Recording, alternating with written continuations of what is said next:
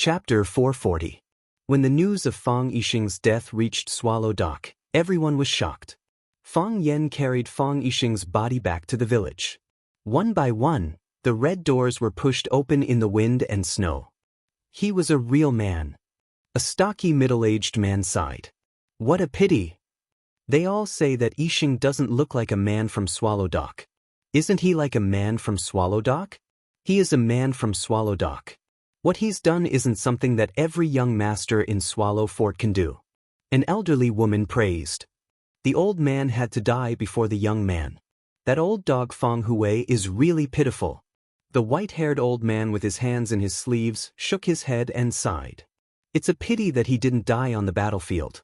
Otherwise, we can carve his name on the stone tablet at the village entrance. A young man said. Regardless of how the villagers of Swallow Dock felt about Fang Yixing's death, wherever Fang Yan passed by, huge soul-summoning white banners would be raised in the courtyards one after another. On the biggest tree in front of or behind each house, a long white cloth with a spirit-summoning talisman was raised. There was a line of words on the white cloth. The Eastern Pole Immortal Tai ordered the Golden Boy and Jade Girl to lead my father and mother to the world of immortals. The white cloth was unfolded in the wind and fluttered in the cold wind. In the end, the whole village was hung with the spirit-summoning flags. This phenomenon had just occurred not long ago. The sword god from East Ocean, Chiba Bin, died in battle. The villagers of Swallow Dock felt his loyalty and spontaneously hung white flags to summon his soul. This was a great honor for the villagers of Swallow Dock. Fang Yan's expression was stiff. His hands were no longer his hands, and his feet were no longer his feet. His face wasn't his face, and his heart wasn't his heart. Every step he took was like a machine without any emotion. Behind him, white banners rose up one after another. In front of him, there were many Fang family members lined up to welcome him. At the front of the line was Fang Hui. His hands tightly grasped the handle of the wheelchair. Because he used too much force, several pieces of the old paint were rubbed off. He didn't dare to look at his son's body in Fang Yan's arms. His eyes were red, and there were turbid tears in his eyes. He shouted in a hoarse and heroic voice, "A good man dies on the battlefield. He doesn't retreat or hide. He dies a heroic death. Raise the flag." First Aunt Fang Yixin and second Aunt Fang Yiling were crying uncontrollably. Lu Wan had already fainted from crying when she heard the news. Now he collapsed on the bed, unable to stand up. First Uncle Fang Hao, second Uncle Zhao Qingxin and a group of men ran over and took Fang Yixing's body from Fang Yan's hands. Then, he ran towards the coffin that had been set up in the inner room. According to the rules of Swallow Dock, the deceased had to be revered by their loved ones for 3 days before being buried. Fang Yan seemed to have lost his soul. There were no tears, no sorrow, and he couldn't even speak a complete sentence. He passed by his grandfather Fang Hui, the weeping women, and his mother's room. Then, he came to the mourning hall and knelt in front of the coffin. Some people burned incense, some people set off firecrackers, and some people burned paper money. Some people cried, some people howled, and some people mourned. Some people knelt beside Fang Yan, some people comforted Fang Yan to drink water and eat, and some people told Fang Yan to restrain his grief. Fang Yan had long lost his self-awareness. His divine sense had entered another world. He automatically rejected and abandoned everything in this world. In the world he was in, there were only him, Lu Wan, and Fang Yixing and his family of 3. There were scenes of him cheering when Fang Yixing bought him his first bicycle. There were scenes of Fang Yixing correcting his mistakes in the Tang and Song poems. There were also scenes of Fang Yixing angrily whipping Fang Yan because he was lazy in practicing martial arts. He was erudite and had a good memory. His calligraphy and painting were first class. The famous calligraphy and painting master, Mr. Chen Daoming, once said that he was qualified to be a professor at Shuimu University and Yenjing University. However, he was never good at expressing his feelings. He only scolded and scolded his son. Every time he showed concern, he had to use, "Your mother said so." He was polite to his wife. He didn't have a diamond ring or rose, and he never said, "I love you." However, he loved and protected them with all his heart. With all that he had and all that he could do. Every farewell hug had to be stronger, because this might be a farewell forever. Every wish had to be fulfilled as soon as possible, because there might be no future. Yi Daoling returned. He took half a day out of his busy work and brought his daughter, Yi Zi, to pay respects to Fang Yixing. After he offered incense in front of Fang Yixing's memorial tablet, he looked at Fang Yan who was kneeling on the ground. He sighed softly and took his daughter's hand to leave. Yi Daoxian came, and he brought his son, Yi Fengxing. Yi Daoxian offered incense. Yi Fengxing knelt in front of the memorial tablet and kowtowed 3 times. His head was bleeding, and he cried even more miserably than Fang Yan. Yi Daowen also came, and he came with his wife. Yi Daowen offered incense in front of the memorial tablet, while his wife went to the inner room to comfort Lu Wan who had been lying on the bed for 2 days. The old lady of the Li family came, and the old man of the Zhang family came. The old lady of the Ruan family came. The teacher came. The teacher went to visit the old man Fang Hui and then left. Yi Rou came. Yi Rou came and knelt. She knelt beside Fang Yan without saying a word. Her face was cold. Summer came. Jiang Qin and Yuan Lin also came after receiving the news. Qin Etian also came. Qin Etian knelt on the other side of Fang Yan. He didn't say a word to him, nor did he smile. The people she brought were busy helping with Fang Yixing's funeral, as if they were treating their own family. Bai Xiu also came. Bai Xiu offered 3 incense sticks in front of Fang Yixing's memorial tablet, and then stood in front of Fang Yan. He looked at Fang Yan and asked, "Are you very sad?" Fang Yan didn't respond. He couldn't hear what the others were saying, and he didn't want to hear what they were saying. The person he wanted to listen to the most was now lying in that narrow wooden box. What did it matter to him what the others said? "When I went there, he was already dead," Bai Xiu said in a flat voice. But he couldn't swallow his last breath, and he didn't want to use his last strength. He just wanted to stab him. He just wanted to stab him. You didn't see the satisfied expression on his face. He always wanted to do something for his son, and that was his only wish. He did it so he left with peace of mind. He had a lot of things he didn't want to do, but he didn't have the slightest regret. He wanted to be a good father, and he was indeed a good father. Bai Xiu glanced at Yi Rou and Qin Etian, who were kneeling on both sides of Fang Yan, and then turned around and walked toward the inner room of the Fang family. Lu Wan's room was crowded with people. Fang Yan's 3 aunts and some women who were close to Swallow Dock all gathered there, talking about family trivia and comforting Lu Wan, so that she would not go to extremes. Bai Xiu stood at the door of the room and knocked on the door, but he didn't enter the room. Lu Wan hadn't eaten or drunk for 2 days in a row, and she was extremely haggard. Her cheeks were thin, and her eyes were deep. Seeing Bai Xiu appear in front of her, Lu Wan immediately jumped up from the bed. She ran to Bai Xiu, grabbed his arm, and asked anxiously, "Bai Xiu, when Yixing left, you were the only one who was with him. Tell me, did he suffer? Did he have any regrets when he left? Did he ask you to bring any message?" Not only Lu Wan was concerned about this question, but the 3 sisters of the Fang family and other women also gathered around. They wanted to know the last situation of Fang Yixing, and they hoped that he didn't have any pain or regret when he left. Since he couldn't live well, then they hoped that he could leave peacefully. Bai Xiu's expression was calm, and his voice was gentle. He said gently and elegantly, "Aunt Lu, Uncle Fang left peacefully, and he didn't leave any regrets. He said that he trusted Fang Yan very much, and he was proud to have such a son." Lu Wan's eyes became moist and big drops of tears rolled down her cheeks. She said in a sad voice, "Yixing never said it, but I know he has always been proud of his son. He always wanted to call his son, but he didn't know what to say to him. Every time he dialed the number, he would ask me to pick it up. He would secretly listen to the conversation, as if he was talking to his son on the phone. Since he had promised something, he must do it. Therefore, even though he thought it was cruel, Bai Xiu still told Lu Wan truthfully, "Uncle Fang asked me to bring you a message." "What message? What message did he ask you to bring?" He said. Bai Xiu's expression was respectful, and his voice was serious. "He regretted that he couldn't say this to you face to face, and he said that he couldn't say it in front of you. He was afraid that if he didn't say it at that time, he wouldn't have another chance. Bai Xiu looked at Lu Wan and said softly, "He said he loved you." Wah! Lu Wan burst into tears, and she cried until she fainted. After the coffin was stopped for 3 days, Fang Yixing would be buried. Fang Yan wore mourning clothes and walked at the front of the farewell procession with a mourning stick in his hand. Fang Yingying, Fang Haohan, Yi Fengxing, Li Xiaotian, and a group of friends who hadn't left Swallow Dock followed closely behind, carrying the banner.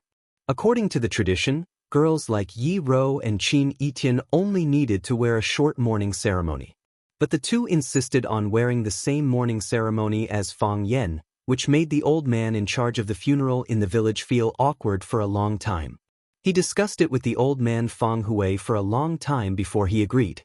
When Fang Yan dropped the first handful of dust, the men who had been waiting at the side shoveled the soil into the grave. Wang Dong's grave was dug behind Fang Yixing, and the two brothers were together in life and death. Soon, the deep pit was filled, and the coffin was covered. From then on, they were separated by life and death. The old man in the village sprinkled the spiritual water with a willow branch, and shouted in a long sad tone, "Homeward bound, homeward bound, homeward bound." Chapter 441. Rosefinch Secondary. The best private secondary school in Huaqing. There was no other. The 10th of September was a joyous day for the new students. One by one, the lucky students who received the admission notice from Rosefinch Secondary arrived at the school gate accompanied by their parents and family members. They looked at the bright golden words Rosefinch Secondary hanging above the school gate with admiration and joy. After years of hard work, they finally entered the famous school that they dreamed of. Their hearts ached, but they wouldn't cry tears of joy again, because they had already done this before. Even the parents of the students couldn't help but stop their hurried footsteps and stand beside their son or daughter. They couldn't help but sigh proudly. It's not easy to enter Rosefinch High School. All the students knew that being able to enter Rosefinch High School was equivalent to having one foot in the door of a university. As for the other foot, it was just a matter of deciding which famous school to enter. Rosefinch Secondary had the most powerful teachers, the most advanced facilities, and the most open and free learning atmosphere. Here, no teachers would force you to learn anything. They would only guide you to take the initiative to be interested in a certain field. You could write poems or draw. You could practice calligraphy. You could be proficient in a foreign language. You could study history or chess. You could do whatever you wanted to do and unleash your passion for learning. Because you would find that when you do the things you like, you would need a lot of knowledge and preparation. The deeper your love, the more thorough your research, the more you would feel weak and insignificant.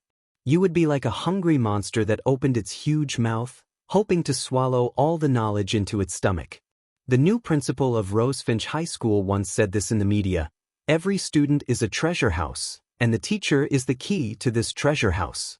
If the teacher treated himself as a treasure house and the students as a warehouse to transfer their wealth, then the wealth in the warehouse would become less and less.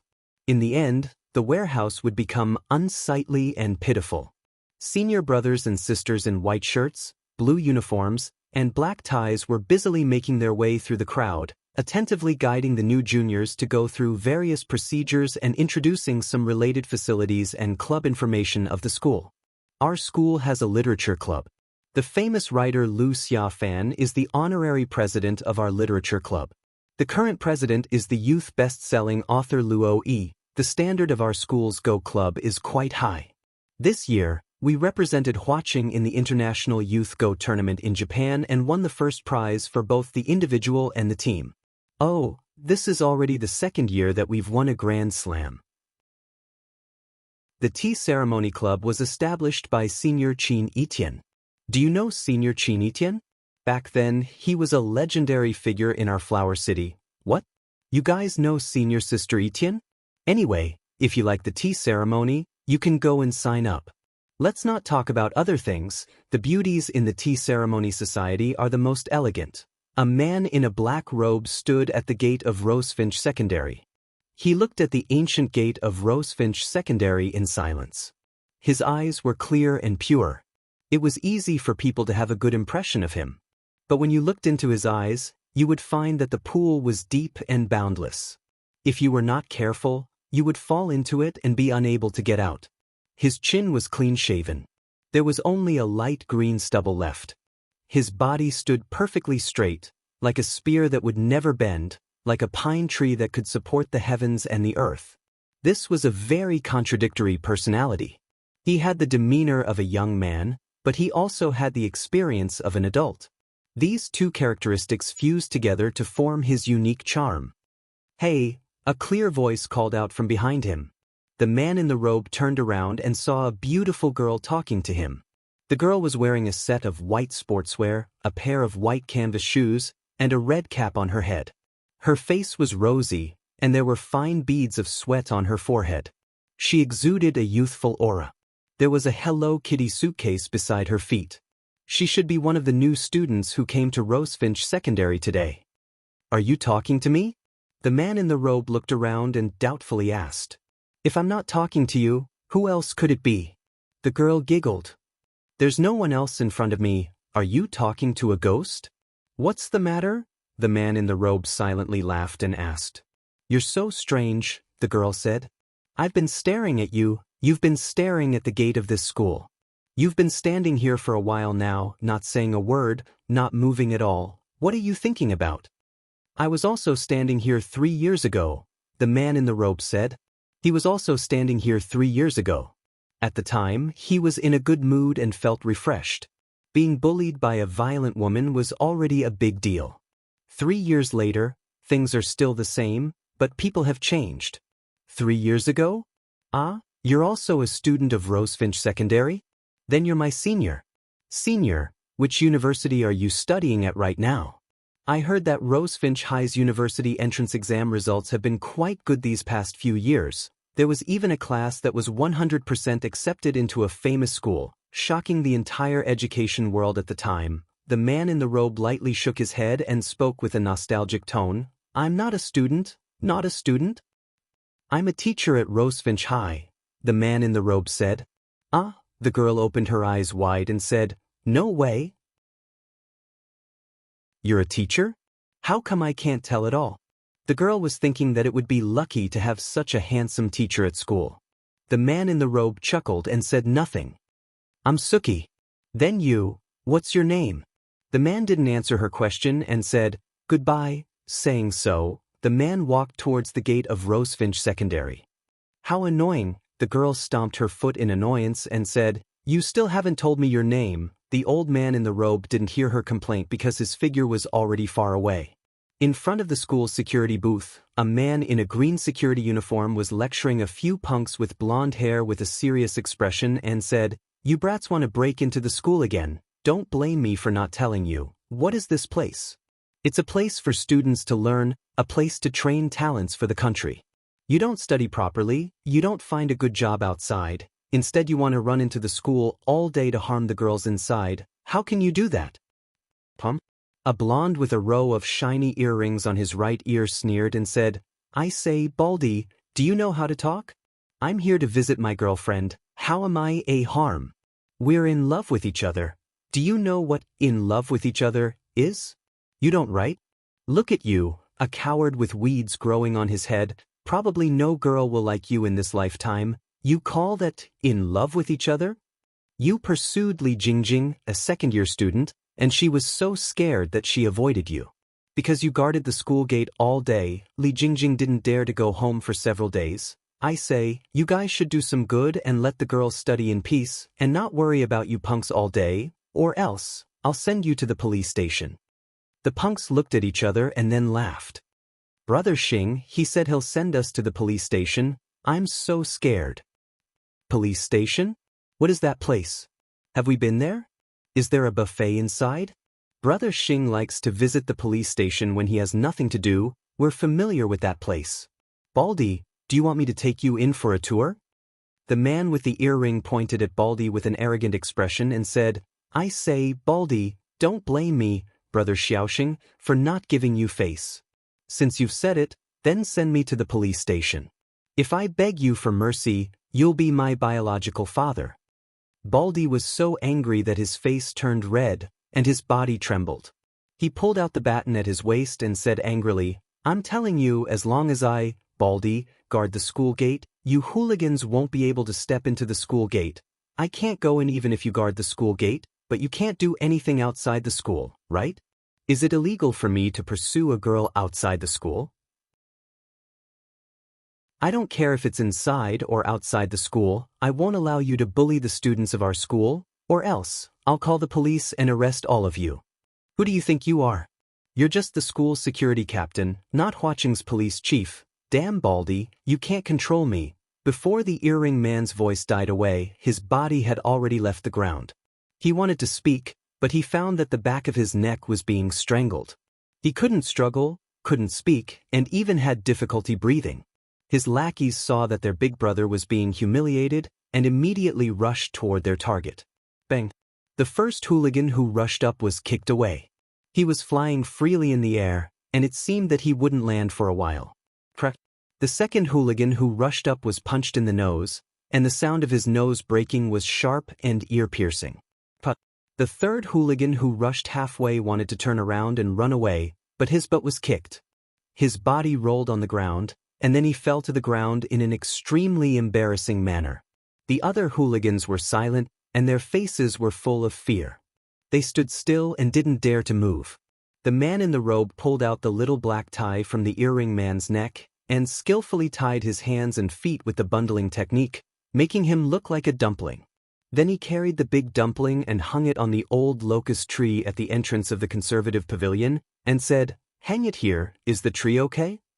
He was afraid that the old locust tree couldn't bear the weight of the earring man's body, and the trunk would be crushed.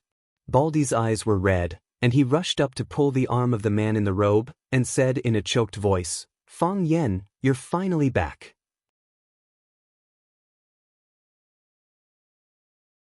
Chapter 442. The guy you hung on the tree is called Li Xiaoxing. He's a famous gangster in this area. He's always around the school.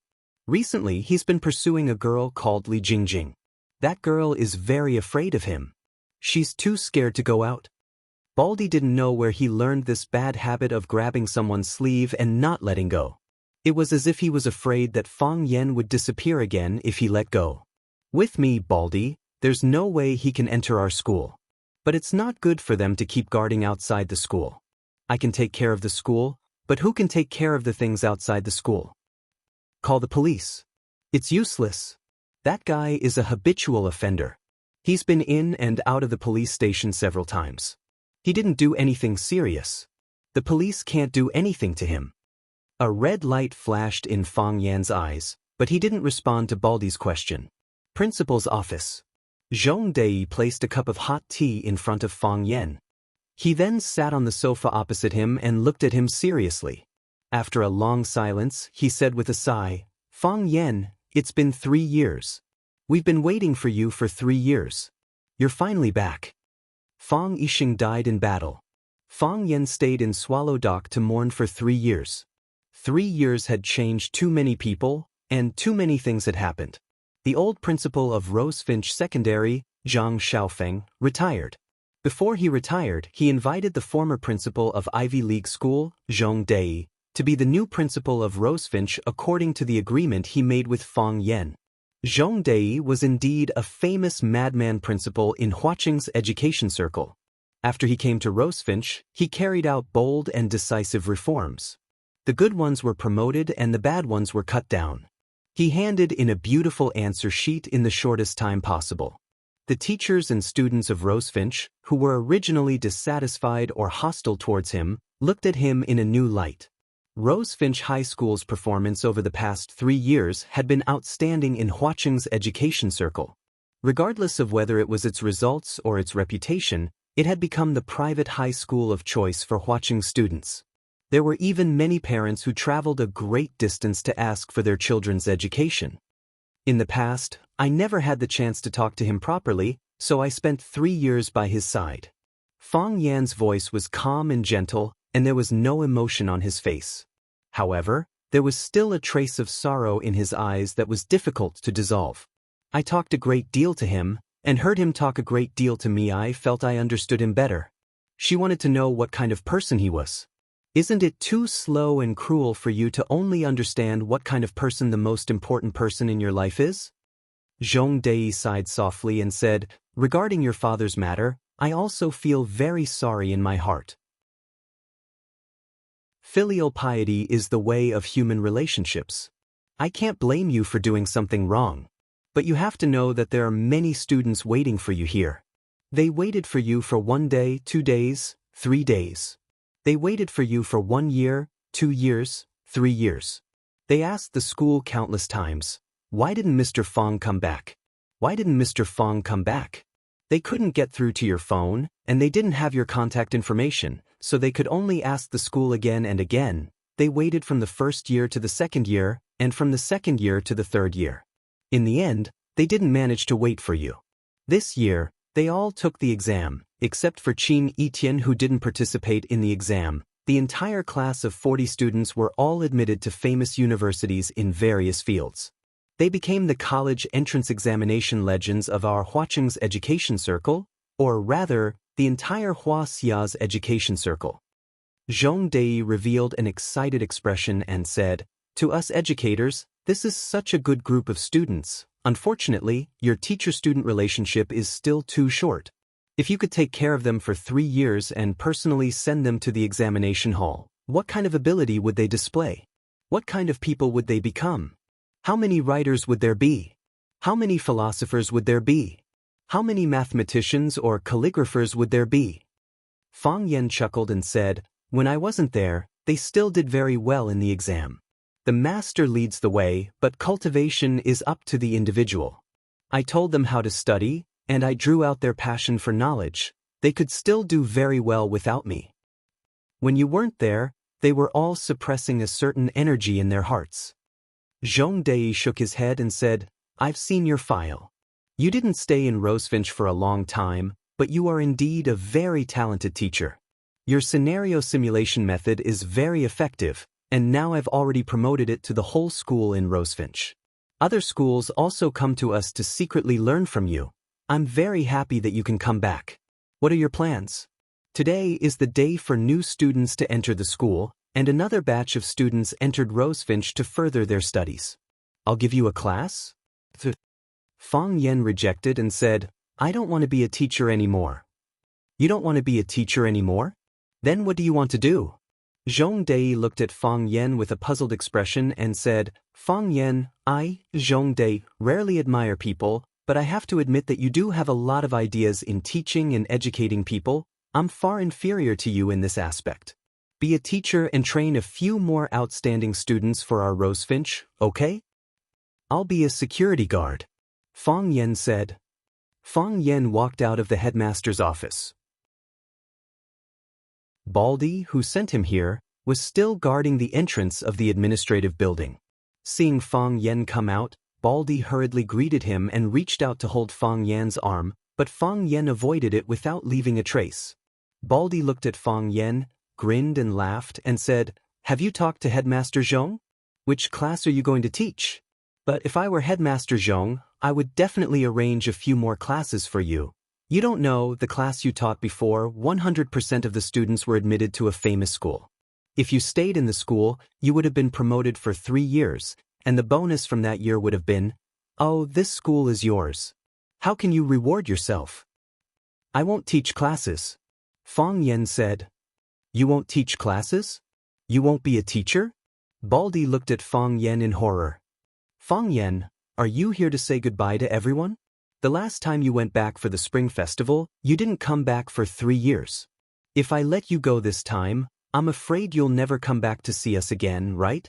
I'll be a security guard, Fang Yan said. He looked at Baldy's anxious face and felt a warm feeling in his heart. These friends really cared about him and hoped that he could stay in Rosefinch to teach. If it wasn't necessary, who would be willing to say goodbye so easily? From today onwards, I'll be one of your soldiers. Baldy also showed an expression of disbelief. His eyes were as big as Headmaster Zhong Dei's, but the difference was that Headmaster Zhong Dei was so angry that he smashed his cup. That was his favorite handmade cloisonné cup, and he usually treasured it very much. Fang Yan stood next to the bus stop at the school gate. He didn't have to wait too long before a black Mercedes-Benz slowly drove over. Fang Yan opened the door and got in. A familiar fragrance wafted into his nose. Lu Chaoga, who was wearing a silver suit, reached out and grabbed Fang Yan's hand. She didn't say anything and just looked at him with a joyful expression. The car stopped in front of a small courtyard in the villa area. The door was opened by a man in black from the outside. Lu Chaoga took Fang Yan's hand and got out of the car. She bent down to help Fang Yan take his slippers. After Fang Yan changed his shoes, she pulled Fang Yan to sit on the sofa in the living room. She put a cup of fragrant top-notch silver needles in front of Fang Yan and turned on the TV to the documentary channel. Then she quickly went upstairs while giggling. When Lu Chaoga came downstairs again, the exquisite suit on her body had disappeared. Of course, she changed into a set of white casual sportswear. She took tomatoes, cabbage, meat, and fresh fish from the freezer and began to busy herself in the kitchen. She made a tomato scrambled egg, a sour and spicy cabbage, a celery shredded pork, and a milky white fish soup with a few green onions floating on it. Lu Chaoga took Fang Yan to wash his hands and then put a bowl of fragrant rice in front of him. "Do you want to drink?" Lu Chaoga asked. "No." Fang Yan said. "Then let's eat." Lu Chaoga said. Fang Yan nodded, picked up the bowl and began to eat. Lu Chaoga kept helping Fang Yan to eat and said aloud, "Since our first product went on the market 2 years ago, the technology of the Rubik's Cube has been constantly developed and widely used in various fields. We borrowed the channels of the Lu and Lan families to quickly cover the market with our products. All the logos with flames are our products." The logo of Chaoyan Technology was 2 burning flames above and below, and all the products of Chaoyan Technology were stamped with the logo of a flame. Using a sentence used by Finance Magazine when reporting on Chaoyan Technology, it was, "This fire lit up the whole world and created a company and a woman." The development of Chaoyan Technology is very rapid. We have set up branches in Yanjing, Mingzhu, Pengcheng, and Xiangtan. We have bought a new office building in Huaqing, but I still work in the same old place because the core research institute of Chaoyan is still there. Our market share is getting higher and higher, and the variety of products we produce is increasing. We have applied for nearly 100 related product patents, and there are countless products in our Chaoyan Underground Research Institute that are being tested or about to be launched on the market. Our products are not only for civilian use, but also for military products in cooperation with the military. Of course, this matter is still confidential. Some foreign companies want to cooperate with us, and some consortia want to buy our company's shares or want to cooperate with us. I refuse. We are not short of money now, we have a lot of money now. Every day when I go to the office to see the new financial statements, I find that the money in the company's account has increased again. Sometimes I don't have time to carefully check how many digits there are. Why? Fang Yan interrupted her and asked. What? Lu Chaoga held the chopsticks and looked at Fang Yan. When you were very young, your parents were no longer around. You were alone, living in the enemy's home, and your only relative was your aunt. She didn't spend too much time with you. You have it harder than me, so why do you sympathize with me? Lu Chaoga pondered for a long time and said softly, "Because I have long been used to those things. I'm afraid you won't be used to it."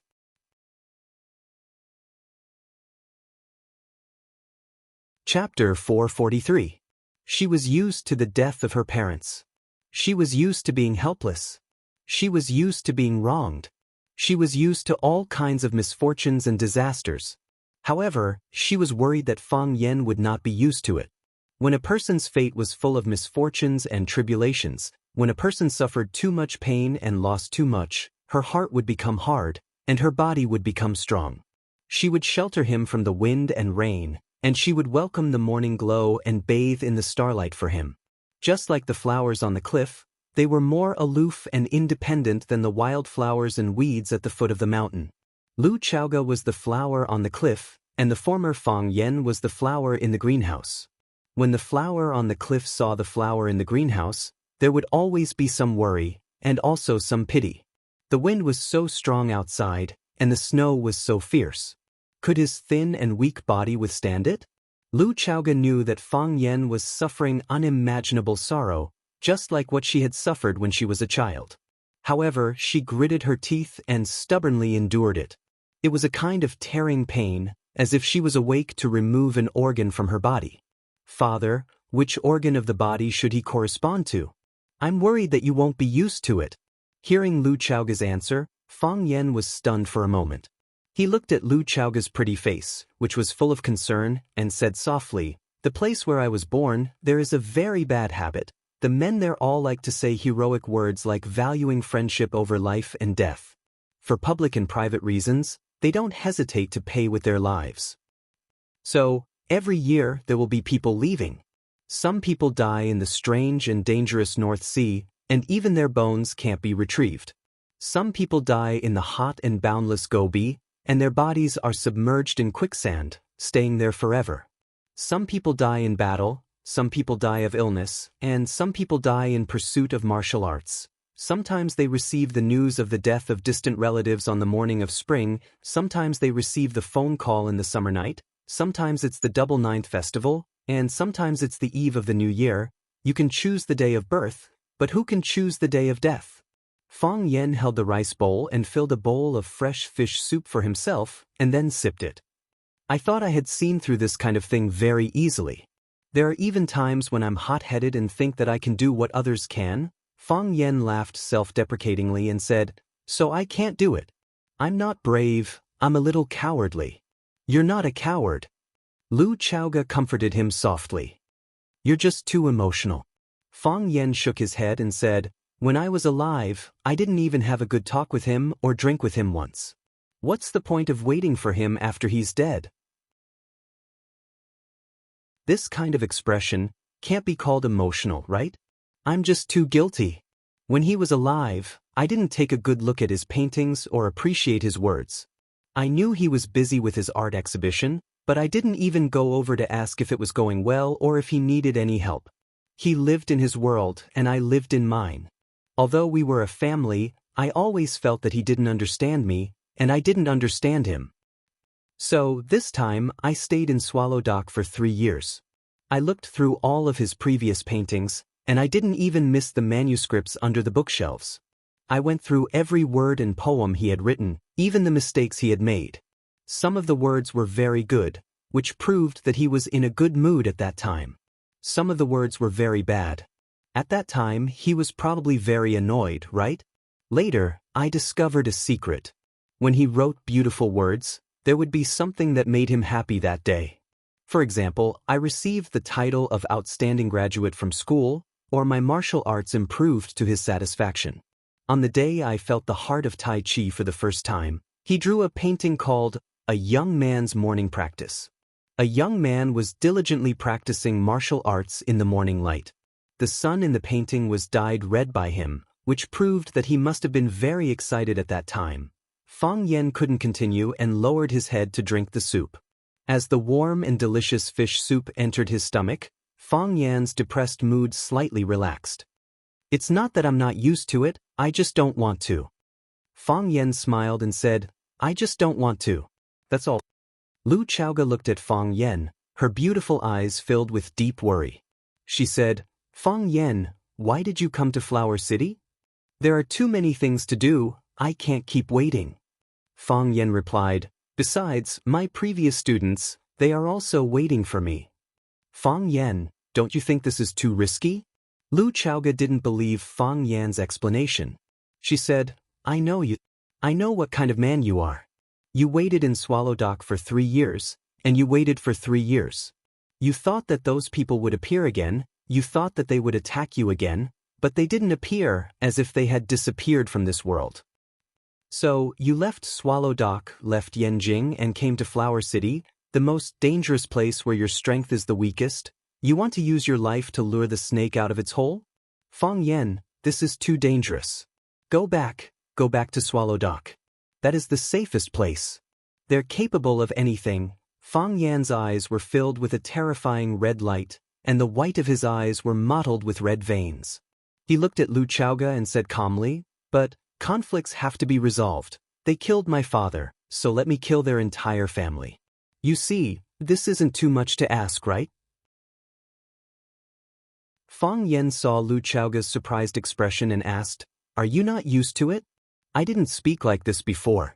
If I encountered such a problem, I would use another way to say it. I would tell you that I'm a pacifist, and then secretly kill their entire family. This is my style, isn't it?" Lu Chaoga nodded and said, "Indeed, that is your style. I hope that you are still the same as before. Back then, although you had a vicious mouth, your heart was very kind. You were willing to think for others." "No, I can't do it." Fang Yen patted his chest and said, "Every night, it feels like I'm being burned by fire, tormenting me to the point that I can't sleep. Only when this fire is extinguished, can I return to my previous self. Then we'll take it slow. Don't be in a hurry," Lu Chaoga said.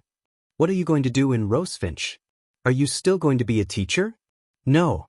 Fang Yen said, "My current state of mind is not suitable to be a teacher. I'm afraid that I won't be able to control my emotions." "Being a teacher is something you're good at. If you don't want to be a teacher, what do you want to be?" "Security." Lu Chaoga almost spat out the fish soup in her mouth. "Security?" Lu Chaoga almost spat out the fish soup in her mouth. If it weren't for the fact that she had to maintain her elegant demeanor, it would have been very difficult for her to control herself. A rising star in the education world of Huaqing only wanted to be a security guard at a school. Isn't this contrast a bit too strong? "I used to like to educate people, but now, I only want to protect people." Fang Yen looked at Lu Chaoga and said with an unprecedentedly serious tone. "Later on, I realized that being alive is the most important thing.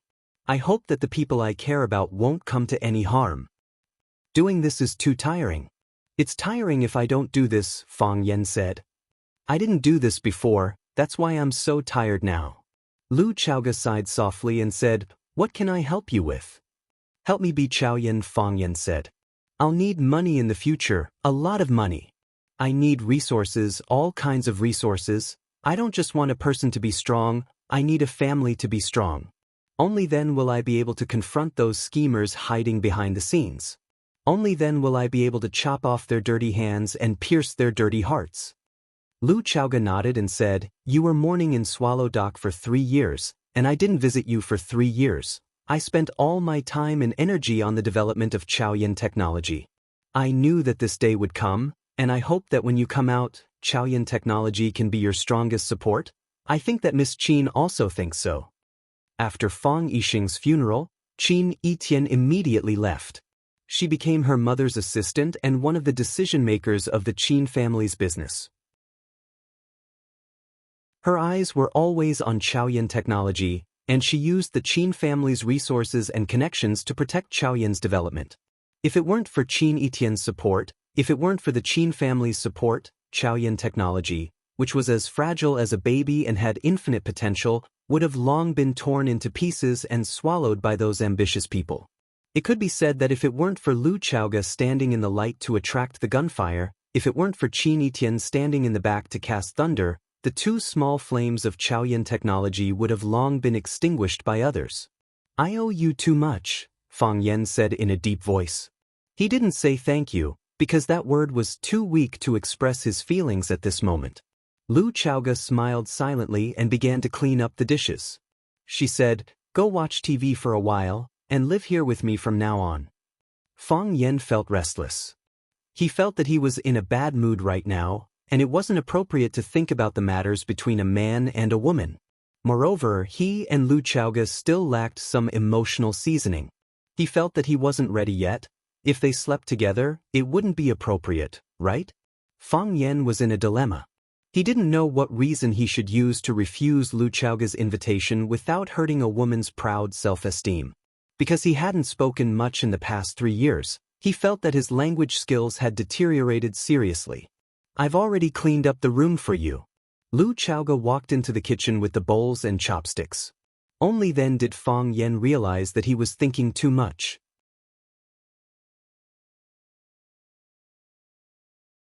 Chapter 444. You couldn't blame Fang Yen for overthinking it. Didn't this kind of plot appear in many novels and movies? When his parents were killed or his brothers died tragically, the male protagonist was in so much pain that he wanted to drown his sorrows in alcohol, while the female protagonist stayed by his side. When the male protagonist was drunk or pretended to be drunk, the two of them would ignite their passion and do everything that they could. Their bodies would feel so comfortable that they felt like they were on cloud nine. The next day, the female protagonist was the first to wake up. She looked at the male protagonist who was sleeping soundly next to her with a pitiful face. Thinking about his hard work last night, she got up to make a hearty breakfast and left. The male protagonist was at a loss when he woke up. Soon, he saw the steaming breakfast on the table and the note written in a beautiful handwriting. "I did it voluntarily. I don't blame you. You are the longest. Fighting." Fang Yen thought that Lu Chaoge was also such a woman, which scared him. But then he thought that Lu Chaoge was not such a woman, which made him angry again. Did she still have the spirit of dedication? Did she still have the spirit of loyalty? Lu Chaoge was indeed prepared. She arranged Fang Yan's room on the second floor next to her bedroom. They were separated by a wall, but it was two different worlds. Lu Chaoge took Fang Yan into the room and said, "You will live here in the future. It is safe and you can take care of each other. I know you like reading, so I put a bookshelf at the head of the bed. There are a few books that I chose for you. If you have any books that you want to read, you can also make a list for me. This is the washing area, and this is the shower area. The bathtub has a massage function. If you are tired, you can lie in it and rest for a while. The towel is in the cabinet and will be changed every day. You can throw it into the cage after you use it. Someone will come to wash it the next day." Lu Chaoge pushed open the wardrobe. It was full of clothes. "There are pajamas and formal attire for going out in here. I know you have the habit of doing morning exercises, so I specially prepared a few sets of training clothes for you. They are made of fine cotton and should be very comfortable. If there's a brand you like, you can tell me and I'll get someone to buy it for you." Lu Chaoge pulled Fang Yan out of the room's balcony and pointed to the open lawn in the backyard, saying, "You can practice there. There are high walls on 3 sides, so no one will disturb you." When he bought the house, he specially chose this house for safety reasons. Easy to defend and alert. Lu Chaoge had prepared everything he needed.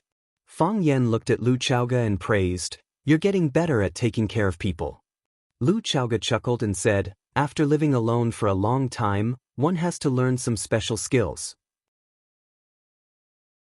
Let me know if you need anything. You must be tired today. Have a good rest." Lu Chaoge said goodbye to Fang Yan, then turned around and walked outside. When she went out, she didn't forget to close the door for Fang Yan. Fang Yan looked at the layout of the room and stood on the balcony to observe the surroundings for a while. Then he closed the curtains, filled the bathtub with water, took off his clothes and lay down. He didn't use the massage function of the bathtub.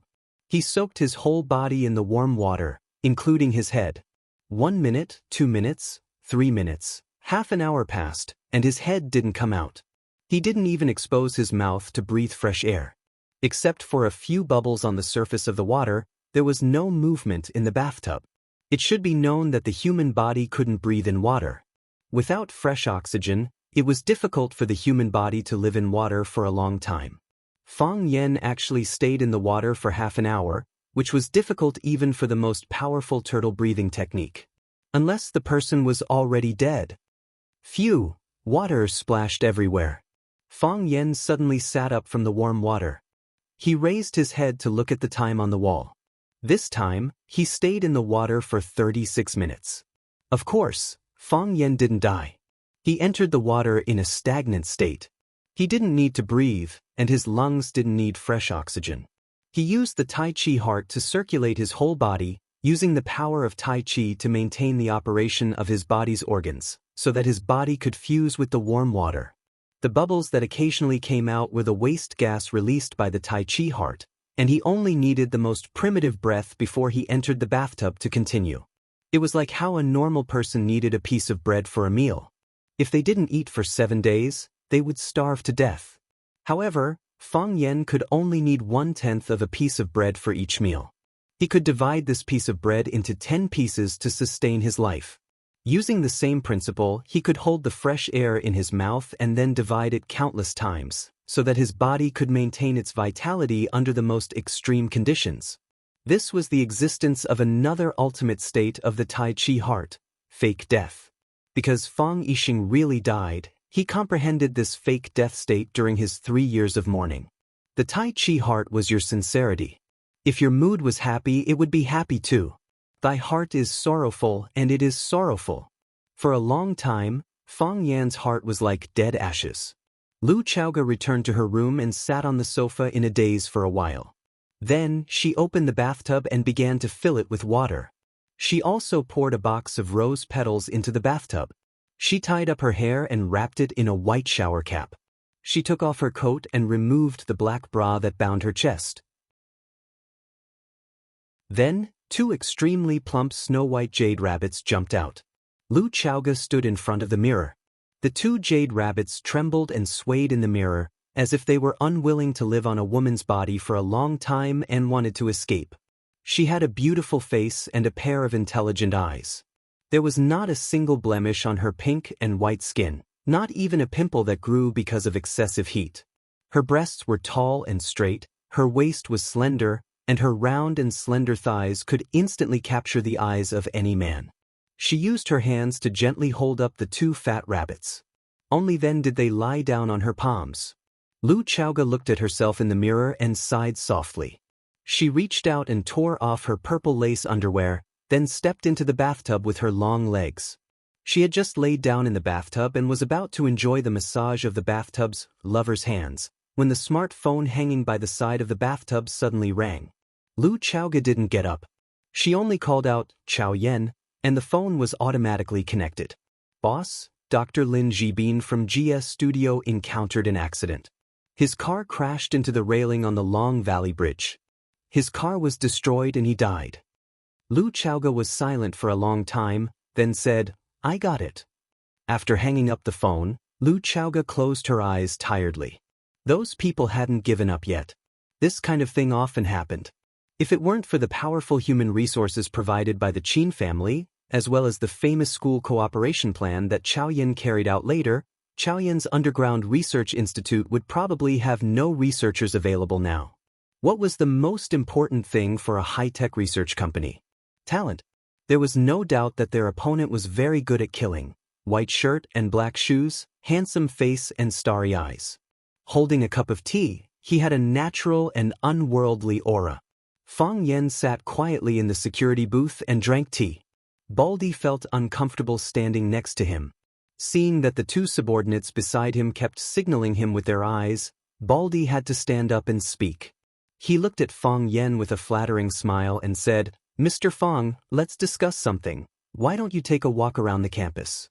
Go to the martial arts club to teach the students martial arts, go to the tea ceremony club to drink a cup of new tea made by the children, or you can go home and sleep for a while. There's nothing much here. Even if something happens, us brothers can help you. Is that okay?"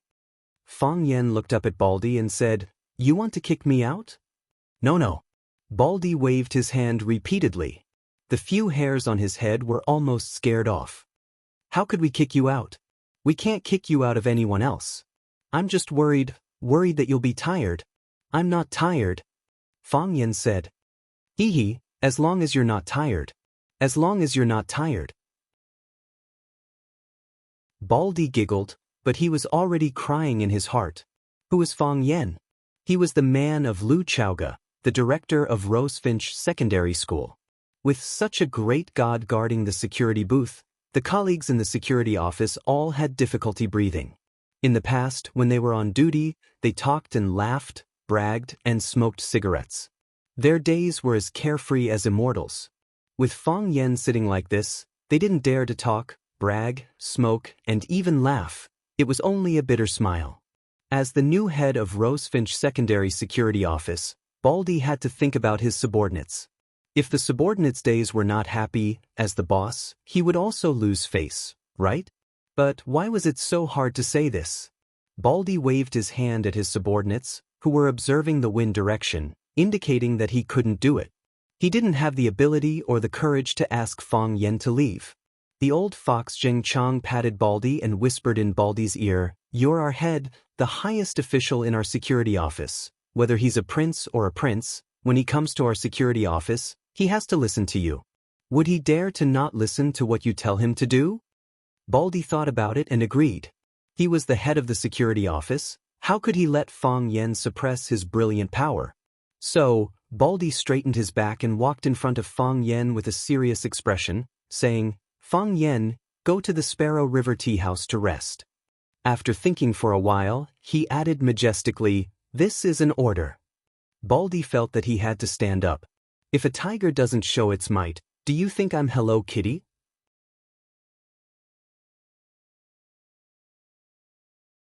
Chapter 445. There was a tea house called the Sparrow River Tea House by the river near the Sparrow Bridge. Some teachers who liked this style liked to drink a cup of tea and look at the river view when they didn't have class. Students with good family backgrounds also liked to come here to lament the passing of time. Maybe they would be inspired and come up with a good poem or essay. Fang Yen was stunned for a moment. He put down the teacup in his hand and said, "There's no need to rest. I'll go to the back garden." Fang Yen walked out of the security booth and headed to the back garden of the school. That was the student dormitory area. Some naughty students would smoke, play cards, and even get into fights there. It had always been the focus of the security office. If boys or girls sneaked into the girls' dormitory, it would be an even bigger problem. This was something that the school would not allow. He really left? Baldy stared at Fang Yen's back. His face was full of shock and disbelief. He was just saying it. Why did Fang Yen really listen to him? Could it be that, as the leader, he was really a deterrent? He really left. Zheng Chang also found this behavior hard to understand. Why didn't he get angry? Baldy kicked Zheng Chang's butt and scolded, "Brat, are you waiting for him to get angry at me? If he yells at me, you guys won't have a good time either." He wouldn't dare. Zheng Chang patted his chest to show his loyalty. "If he dares to get angry at you, I'll be the first to fight him. Phew, this feels good. You guys don't know that I was about to go crazy from holding back." "Exactly. My smoking addiction is acting up. I want to find a place to smoke, but I don't even dare to." "You're still thinking about smoking?" "I don't even dare to speak. He's sitting there with a teacup like he's my grandfather. I have to report to him when I go to the toilet.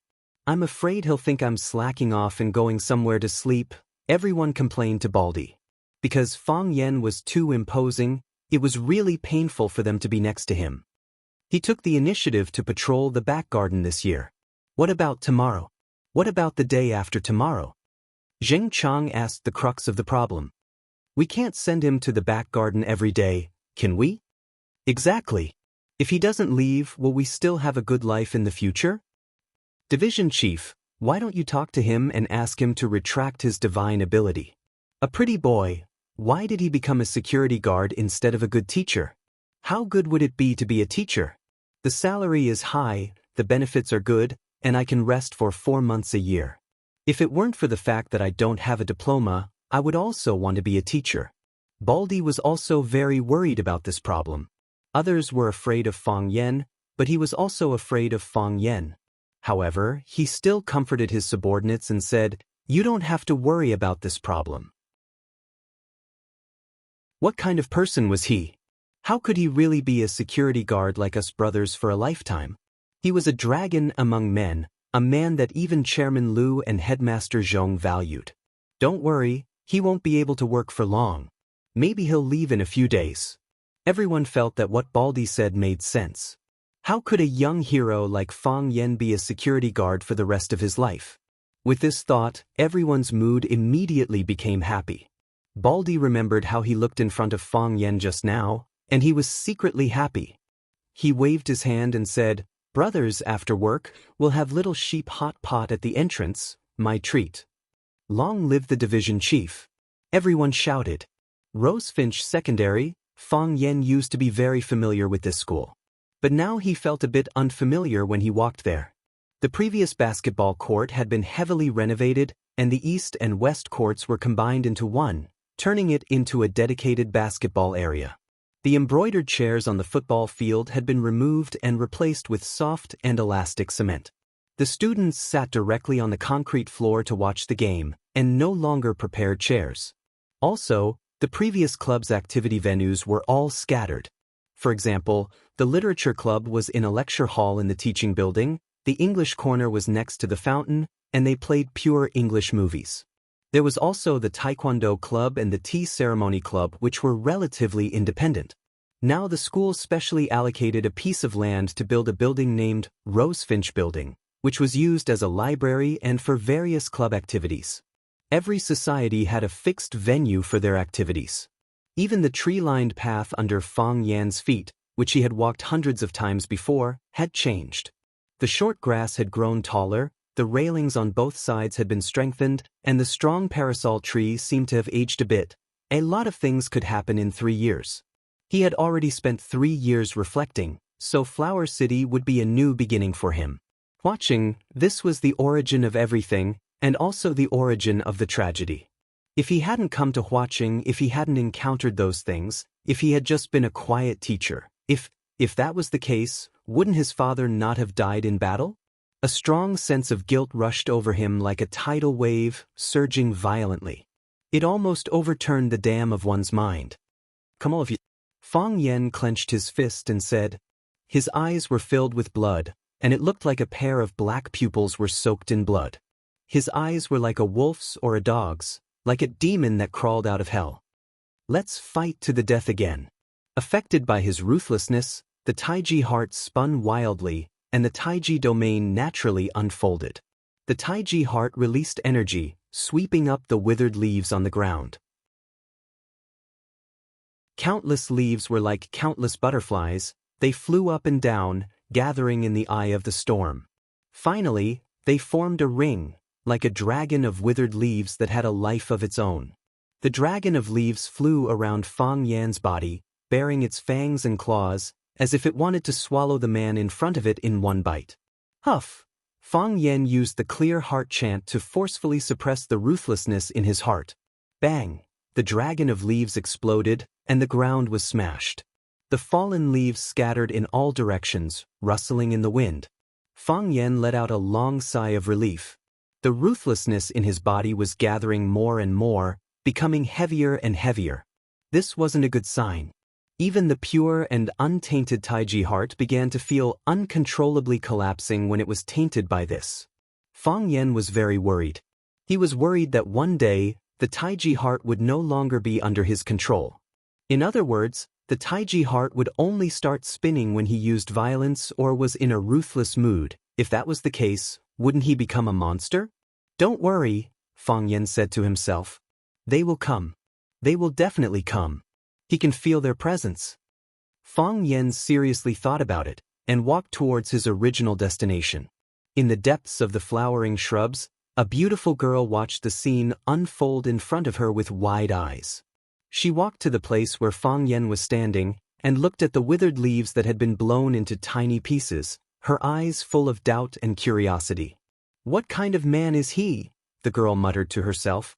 3 years ago, Fang Yan was an influential figure in Rosefinch Secondary. 3 years later, batch after batch of Rosefinch's students had left, and there were only a few students who knew him. It was currently the students' lunch break, and class would start in half an hour. The students weren't sleepy, and were gathered in groups of 3 to 5, chatting noisily. There were also some new students who had brought back their military training uniforms to try on. They would be participating in the new military training starting tomorrow. Fang Yan, who was wearing a white shirt, walked in the middle of the crowd, and naturally attracted the attention of countless students. Some people even pointed at him, feeling that he was a very strange person. A tall boy was handing out cigarettes to the students around him. When Fang Yan saw him, he walked over and said, "I don't object to you smoking because I know I can't stop you from smoking. But, can you change to an empty place? You're standing at the door of the dormitory, it's very easy to cause a fire." The tall boy lit up the cigarette in his hand, put it in his mouth, and took a puff. He sneered and said, "Who are you? Who do you think you are?" Fang Yan smiled, and the cigarette in the tall boy's mouth was in Fang Yan's hand. The tall boy didn't see Fang Yan's movements clearly, and he didn't even notice that Fang Yan had made a move. But, how did the cigarette end up in Fang Yan's hand? The tall boy reached out to grab it.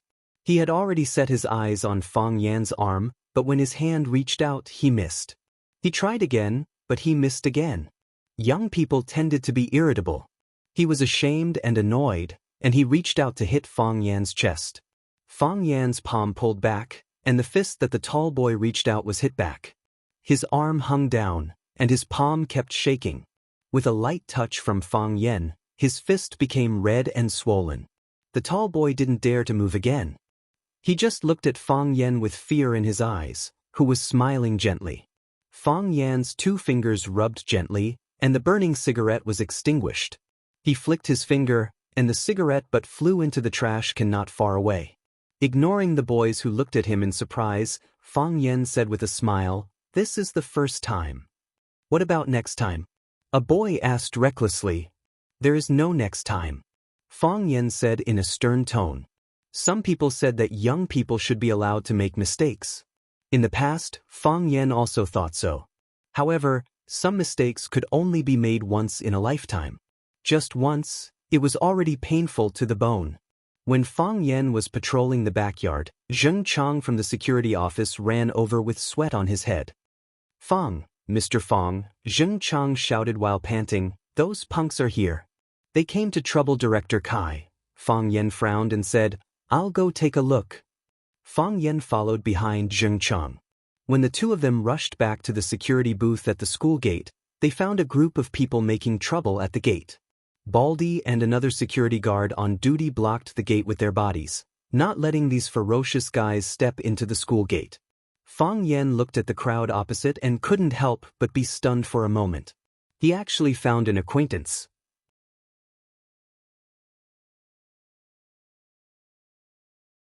Chapter 446. Brother Yellowhair, it's not that I want to trouble you, it's the people from Rosefinch Secondary Security Office who are bullying us too much. The road is facing the sky, we each walk our own path. We weren't even in their way, we were just looking in from the school's entrance and they attacked us. Is there still any law? The man with the earring stood next to a man with a head full of blonde hair and said indignantly. After being bullied by Fang Yan yesterday, he had been thinking of getting back at them. As a gangster, he was most afraid of losing face. If he lost face, how could he lead his underlings? Therefore, he asked his big brother to help him take revenge. Brother Xiaoxing is right, they bullied Brother Xiaoxing like this. Aren't they purposely making Brother Yellowhair lose face? On this street, who dares to make Brother Yellowhair lose face? On Rosefinch Avenue, Brother Yellowhair is invincible. Brother Yellowhair, there's a strange person over there. That guy is a bit strange, he seems to know some kung fu. Little Yellowhair held a cigarette in his hand, proudly blowing out smoke bubbles one after another, and said with a blank expression, "Let's talk things out, how can we beat people up? This is a society with the law, beating people up is against the law. I want to see who dares to hurt people at the school gate. You all went to the hospital yesterday, right? Did you bring the report? We have no other intentions today, just to talk to them about the issue of apology and compensation. Yes, yes, yes." Brother Xiaoxing nodded repeatedly. "Let's make him kneel down and apologize, then the injured brothers will each pay 100,000. We can't be too greedy." There were a lot of punks today, there were about a dozen people gathered behind a blonde man. And they were not here to cause trouble but to negotiate. They said that the security guards from Rosefinch Secondary Security Office injured a few good youths who passed by the school gate. One of them hurt his spine, and another had his nose broken. They even brought the hospital report, saying that if the school didn't give them an explanation, they would call the police and the media to report the school's violent behavior. The other party had the advantage in numbers, and they were reasonable, because the people were indeed injured by the security guards. At least for now. They came to Xing Shuai angrily to denounce him. If he didn't handle it well and the matter was brought to Principal Zhong Dei, he was afraid that Principal Zhong would dismiss him, the newly appointed security captain. He was not a philanthropist who would show mercy just because he had a little relationship with Fang Yan. Zhong Dei was strict in his studies and did not care about personal relationships. He was famous for being an iron-fisted principal. Baldy and another security officer stood in front of the gangsters, refusing to budge an inch. Baldy's expression was cold. He forcefully suppressed the anger in his heart and said, "All of you, leave immediately. Otherwise, I'll call the police to arrest you." This is a school, a place to teach and educate people. If you rascals dare to disturb the student studies, it's not too much to put you in jail for a few years. The yellow-haired man threw the cigarette butt on the ground and stamped it out. Xiaoxing quickly took out a tissue from his pocket and squatted on the ground to pick up the cigarette butt and wrap it up. He knew Brother Yellowhair's temper. He didn't like people spitting and littering everywhere. He was a successful, high-quality man who cared a lot about the public environment. Xiaoxing put the tissue with the cigarette butt in his hand into the trash can next to him. Then, he returned to stand beside the yellow-haired man. The yellow-haired man looked at Baldy and smiled lightly. He said, "Of course, we know that the school is a place to teach and educate people. But what's the purpose of letting students learn knowledge? It's to let students understand that if you hit someone, you're being unreasonable. Now, we're here with the injured to ask you for an explanation. It's a matter of course. Even the law has to protect us. Which law says that ordinary people can't go to the school gate to ask for an explanation? You're quibbling. They were the ones who blocked the school gate to cause trouble. Did they hit anyone?" "No, I didn't." "Did they push you? Or did they attack you in some other way?" "They called me Baldy," Baldy said righteously. "They insulted me verbally." The yellow-haired man glanced at Baldy's bald head and said, "They said you're Baldy. This is indeed their fault. Just because they insulted you verbally, you attacked and injured them? Is this the logic of how you deal with things? Is this the outstanding result of Rosefinch Secondary's education?" Baldy's mouth opened, but he didn't know how to refute this question.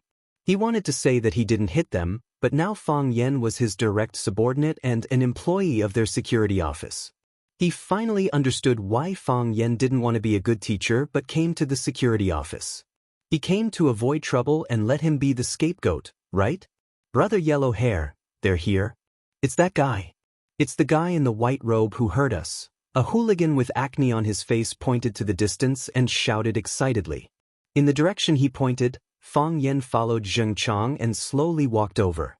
Brother Xiaoxing's face was flushed, and he seemed to be in a state of extreme excitement and madness. The guy who beat him up, the bastard who tied him up with a tie and hung him on a tree trunk, this scumbag, devil and cancer of society was about to receive his overdue justice. He would pay the punishment of losing his dignity and money. He deserved to die. Brother Xiaoxing felt that he had been invincible since he started his career.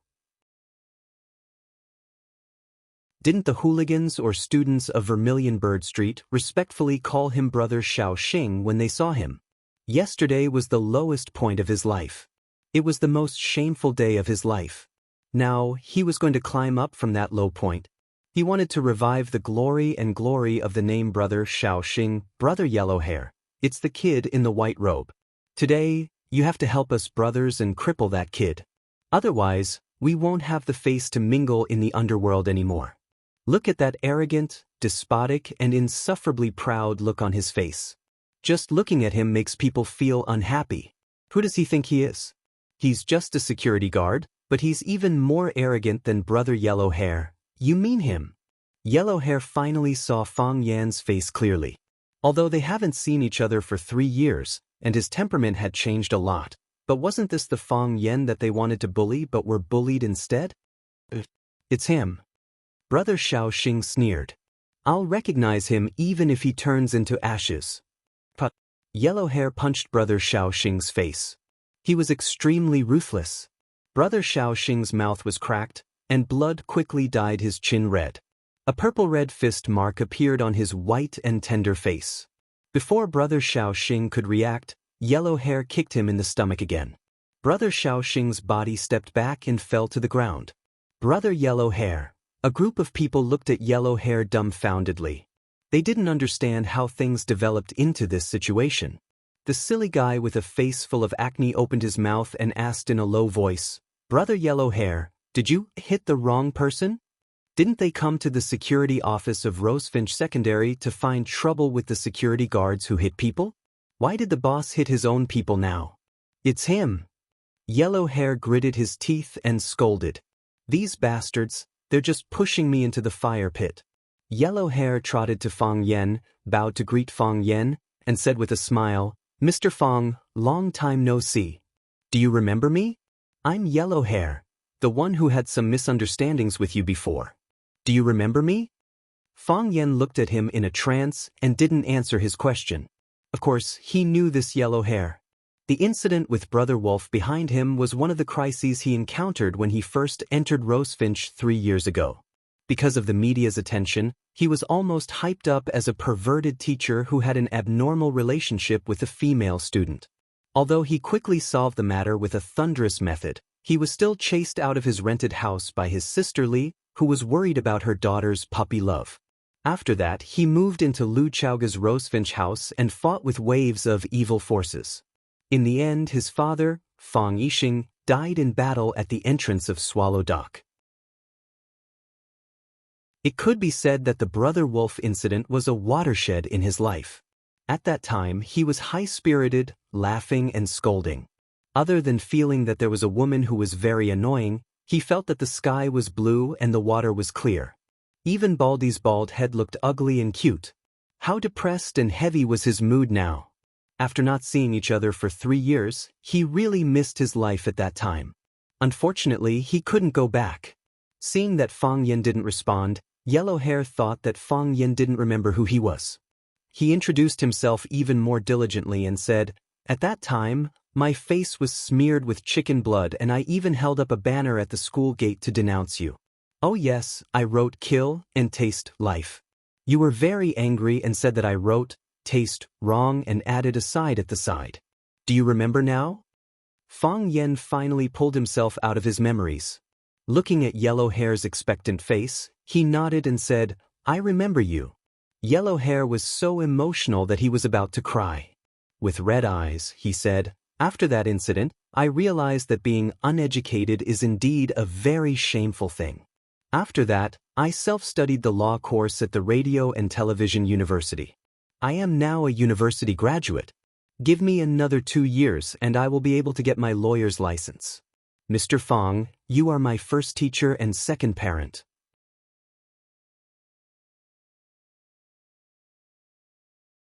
Chapter 447. Fang Yen looked at the excited yellow-haired man and asked with a smile, "Did you self-study the law course of TV?" The yellow-haired man nodded proudly. From a hooligan who had tasted blood for blood to a knowledgeable and cultured night school graduate, it could indeed be said to be a huge change of being reborn. "You can become a lawyer in 2 years?" "Yes. I've been preparing for a long time. I'm confident that I can get a lawyer's license in 2 years." The yellow-haired man was even more proud. Fang Yan's eyes became sharp, as if he wanted to see through the yellow-haired man's internal organs and tear off his clothes and flesh. He said with a slightly sarcastic tone, "So, are you trying to tell me that you've become a knowledgeable and cultured hooligan?" The yellow-haired man's face turned red and he couldn't speak for a long time. 3 years ago, when I first saw you, you followed a bad guy to touch a girl's but in a small bar. The second time I saw you, you were lying in front of the school gate with blood all over your face. This is the 3rd time we met, right? You came to the school gate with a group of you from 3 years ago. Of course, you're knowledgeable and cultured now, and you're studying law. Some of the laws are even clearer than I am. In this field, you can be my teacher. You won't say that you're hooligans who cause trouble and harass the girls in the school. You made them into victims. You're not here to block the school. You said you're here to negotiate and find justice. You used to hate the media, but now you know how to use the media. You used to be afraid of the police, but now you know how to use the police to protect you. You proudly told me that you self-studied the TVU course, and you said that you can get a lawyer's license in 2 years. You've indeed improved, and you've grown to a level that I'm impressed with. What do you want me to say to you? To encourage you to achieve anything if you have a will? To praise you for turning over a new leaf? Mr. Fang, I didn't mean that, The yellow-haired man was so ashamed that he couldn't speak. He really hoped that Fang Yen could see his growth, and he was also eager for Fang Yen to praise him. Even if she patted him on the shoulder, it gave him the strength to move forward. He had experienced too many things in the past few years. He had fought and injured people, eaten and dashed, went to the police station, patted his wife, and touched a little girl's butt. However, those past events were like a wonderful popcorn movie, burning in the treasure house of life. Not a single trace was left. That time, he became Brother Wolf's chosen puppet. His face was covered in blood as he lay on the stretcher. Fang Yen angrily pulled him up and used his finger to smear the blood on his face. Then, Fang Yen seriously added a side to the word, taste. That scene replayed in his mind countless times, crashing into his soul again and again. The appearance of Fang Yen completely subverted his previous worldview. Before meeting Fang Yen, he thought that Brother Wolf's tattoo of a wolf's head was cool. He thought that his companion Zhang Quan Dan's lip stud was cool. He thought that little wolfhound's ability to drink 12 bottles of beer in one breath was cool. He thought that little pretty boy's ability to rely on his Lu Dehua appearance to be taken care of by all kinds of rich women was cool. Of course, until now, he still thought that little pretty boy was cool. He was born with skills that made people envious. However, after getting to know Fang Yen, he felt that Fang Yen was cool when he grabbed the glass bottle in his hand and broke it piece by piece. He was cool when he rushed up and lifted Brother Wolf's body. He was cool when he faced the gangsters and the media. He was cool when he used his finger to smear the blood on his face. Most importantly, he did not have Lu Dehua's face, but many young and beautiful girls liked him. It was as if a candle had suddenly appeared in a dark room, and Fang Yen was the one who had brought the candle to her. He felt that he should change and become a knowledgeable and charming man. So he began to study hard and became the most outstanding graduate of the TV university that year. He liked the law and began to strive for a lawyer's license. All of this stemmed from the influence of the man in front of him. He came to Rosefinch Secondary to look for Fang Yen several times, but he was disappointed every time. Today, he was surprised to meet him, but it was in such an awkward situation. Fang Yen looked at the yellow-haired man and said, "If you study hard day and night just to become a cultured hooligan, if you work hard to get a lawyer's license just to defend yourself and your companion's innocence, then I regret reminding you in the first place. I regret teaching you how to arm yourself with knowledge. It's better to let you taste blood. It's also less destructive to society." The yellow-haired man respectfully bowed to Fang Yen and said, "Mr. Fang, I know I was wrong. I relied on what I learned and became arrogant and complacent. I felt that I had a few drops of ink in my stomach, so I wanted to help my brothers to vent their anger. There was a problem with my mentality, and there was also a problem with my mind. I didn't use what I learned where it should be used. I'm sorry for your education." Fang Yan's expression softened a little, looked at the yellow-haired man and asked, "What's your name?" "My name is Sensei," the yellow-haired man said embarrassedly. He also felt that his name was really not presentable. "My surname is Hai. My parents used to sell seafood at the ferry, so they named me San Sien. San Sien, don't feel ashamed of your name." Fang Yen patted him on the shoulder and said, "You should work hard to make your parents proud of your name." San Sien nodded and said, "My parents are already very proud of me. They didn't let me go home a few years ago, but now they call me several times a month and ask me to go home when I have time. They will be even prouder in the future." Fang Yen smiled and turned his eyes to Xiaoxing and the group of minions he brought with him. Where Fang Yan's gaze landed, everyone took a step back in unison. How could they dare to go against a man that even their boss had to bow down to? San Xian's face was extremely embarrassed. He took the initiative to explain to Fang Yen, "Mr. Fang, this matter is indeed our fault. It's up to you to punish or punish us. If it wasn't me you met today, but anyone else in the security office, what would you do?" "Seek justice," San Xian said frankly. "How do we seek justice?" "Ask them to apologize to the injured and pay for medical expenses. This is the standard method of our brothers in the underworld." San Xian said.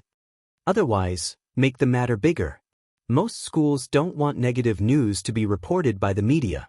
You guys are good at scheming." Fang Yen said with a smile, "I won't beat you or punish you. I'll let you remember this." "Mr. Fang, what do you mean?" San Xian had a bad feeling in his heart. He respected Fang Yen, but he was more afraid of Fang Yen. This fear came from the bottom of his heart. It was as if this man could turn into a monster by opening his mouth or waving his hand. Dang, dang, dang. The school bell rang. There was a brief silence, then the whole ground began to shake. The clamor, the sound of footsteps, and the students rushing out of the classrooms were like a flock of sheep spreading around the school before gathering at the school gate. When they passed by the school gate, they found a strange and eerie scene. More than 10 men lined up in 2 neat lines. They stood on both sides of the gate of Rosefinch Secondary as if they were greeting guests at the entrance of a restaurant. Some of these men had terrifying tattoos, some wore cheap and dense ear studs, and some had colorful, non-mainstream hairstyles. These men looked like delinquents at first glance, but they were doing something that did not match their image at all. "It's been hard on you, please go home safely." They bowed deeply to the students and shouted together. "It's been hard on you, please go home safely."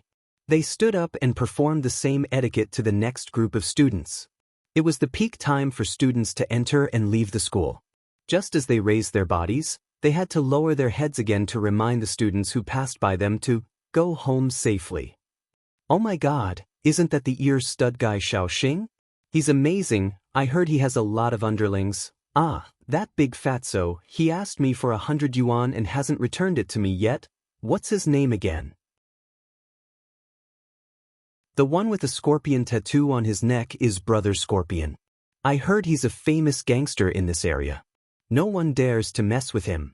At that time, the owner of the students' cafeteria quarreled with him and he brought his men to smash the restaurant. The students were stunned by this scene. These hooligans were people they could not afford to provoke in the past. Now, they were bowing respectfully to them and asking them to go home safely in a considerate manner. Did the big bad wolf eat grass now? Many students took out their phones from their pockets in surprise to record this strange scene. It was rare to see such a lively scene. Fang Yen sat in the security booth and drank tea. Baldy and the others stood at the door with their heads held high. They stared at the gangsters with majestic and disdainful eyes. They tried very hard to express to the students that the reason why these gangsters were so docile and did such unreasonable things was because they were conquered by our domineering aura. Baldy's face was full of pride and glory. The few strands of hair on his head were fluttering in the autumn wind. Very silly and very unruly.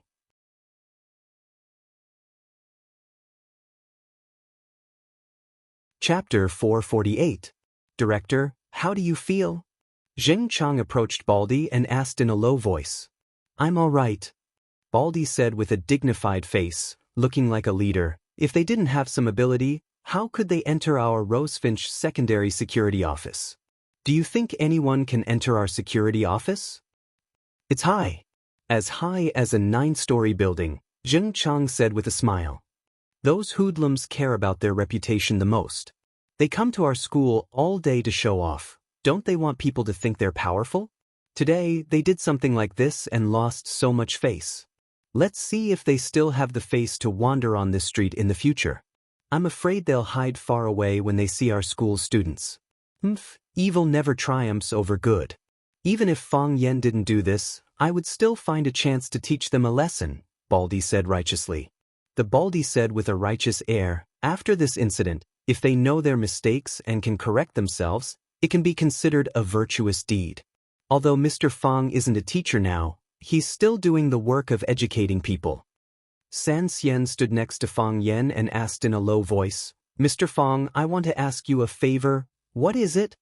Fang Yen asked without turning his head. He was focused on drinking the big leaf tea that Baldy gave him. The tea was slightly astringent, just like his current mood. "Can you be my teacher? If there's anything I don't understand, can you give me some pointers?" Sensei asked nervously. He was very nervous. "Sure," Fang Yen said. Sensei didn't expect Fang Yen to agree so easily. After a while, he said excitedly, "Mr. Fang, you'll be my teacher from now on. I'll definitely work hard and won't let you down." "You're not learning for me, you're learning for yourself," Fang Yen said. "You'll be a hoodlum for the rest of your life, it has nothing to do with me, but I'm still looking forward to you becoming more outstanding and using your knowledge in more important places." "Got it," Sensei said, feeling enlightened. Fang Yen pointed to the hooligans who were standing at the school gate pretending to welcome guests and said, "Take them home. Don't come to the school gate to make a fool of yourself again." This is a school, a place for students to learn. If I see them causing trouble here again, I'll hang them on a tree and make them shout these 2 lines at the students. I won't. They won't come again. I won't dare to come again, Sensei promised before leaving with his men. Dong dong dong. Someone gently knocked on the window of the security booth. Fang Yen raised his head and looked over. The beautiful girl that he had once met was standing at the window and looking at him with a smile. What's the matter? Fang Yen asked curiously. Are you the school's security guard? The girl asked in a crisp voice. Fang Yen nodded and said, yes. The girl looked at Fang Yen up and down, then pointed at the green security uniform on Baldy and said, then why aren't you wearing a security uniform? You're lying, the girl pretended to be angry and said, how can you be a security guard? You don't look like one at all. How can a security guard look like you? I'm a security guard, Fang Yen explained. They're all standing outside, and only you're sitting in the security booth? You're the security captain? Also, you still haven't answered my question. If you're a security guard, why aren't you wearing a security uniform? Fang Yen was troubled for a while, then said in a small voice, the security uniform is too ugly. Ha, the girl laughed. I also don't think it looks good. Oh yeah, are you off work? I'll treat you to dinner, okay? Why would you treat me to dinner? Because I like you, the girl said. No need, Fang Yen refused. I already have a date. You really don't give me any face. I don't treat people so easily, the girl said coldly. What's your name? I'm a security guard. Do you know what my name is? I don't know. I clearly told you, the girl said angrily. My name is Su Chi. Do you remember it this time? I'll try my best, Fang Yen said with a serious face. He knew that this girl had a faint affection or a slight curiosity toward him, but he could only push her away. Because he couldn't accommodate too many people around him. I'm a security guard, I'll try my best to remember the name of every student in the school. If I forget, please forgive me. There are too many people, and my memory isn't very good. So boring. The girl turned her head and proudly left. When most of the students had left, Baldy walked in front of Fang Yen and said, Mr. Fang, it's time to get off work. Why aren't you going back to dinner? I'm treating my colleagues to hot pot. Do you want to join us? We haven't seen each other for a few years. Let's have a drink? After a pause, he added, you can call me director at work, but after work, we'll call each other brothers. I'm a few years older than you, so I'll be your big brother. There's no need to be so distant between brothers. Fang Yen raised his wrist and looked at his watch. He knew that Lu Chaoga might have already sent a car to pick him up, so he put down the teacup in his hand and said, you guys eat, I won't be going. I'll go back now. Fang Yen and the other 2 colleagues nodded and walked toward the bus stop not far from the school gate. He had an appointment with Lu Chaoga. Every day after work, a car would stop there to pick him up. Fang Yen walked to the bus stop, and there was indeed a large GMC limousine parked there. Before Fang Yen could walk over, a man in black pushed open the car door and jumped out. Mr. Fang, we meet again. The man in black took the initiative to greet Fang Yen. Qi Ning. Fang Yen shook hands with the man in black. Long time no see. Mr. Fang, Miss Lu sent me to pick you up.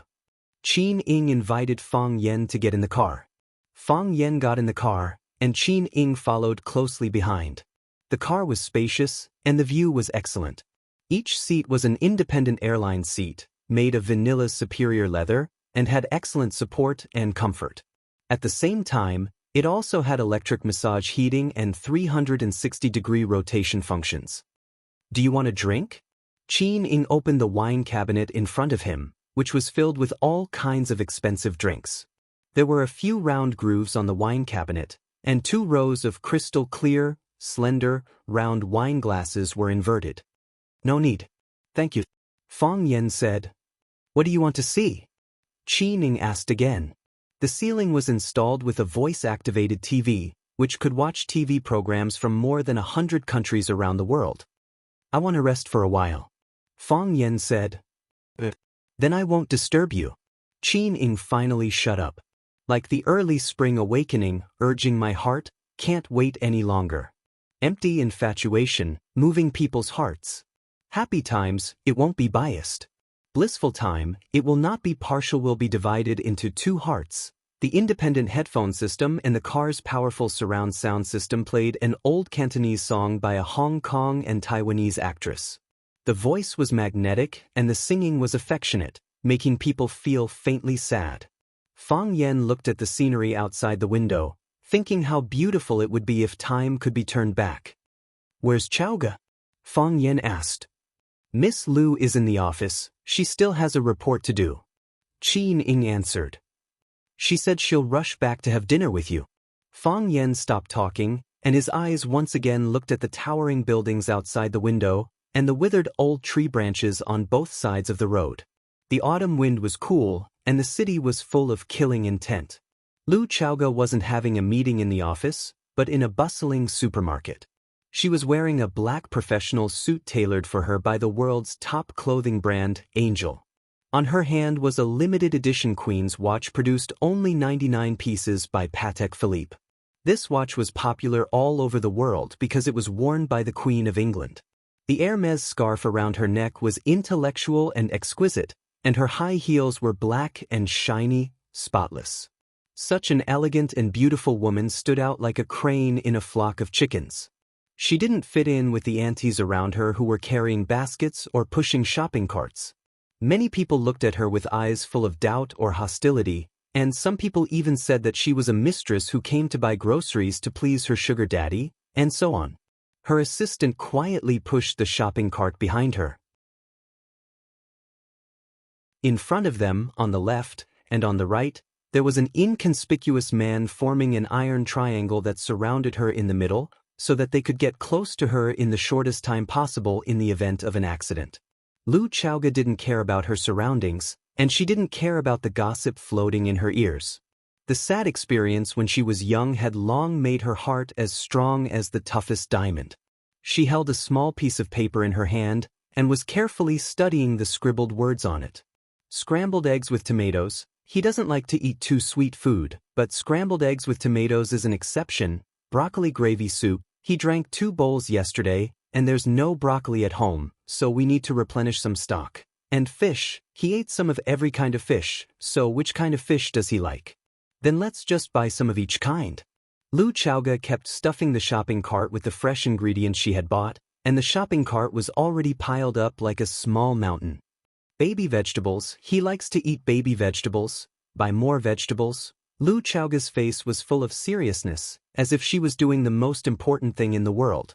What she didn't know was that when she bent over to take the vegetables, her full breasts, plump buttocks, and sexy waist that curved like a half-moon exuded a fatal attraction. Women who buy groceries are the most beautiful.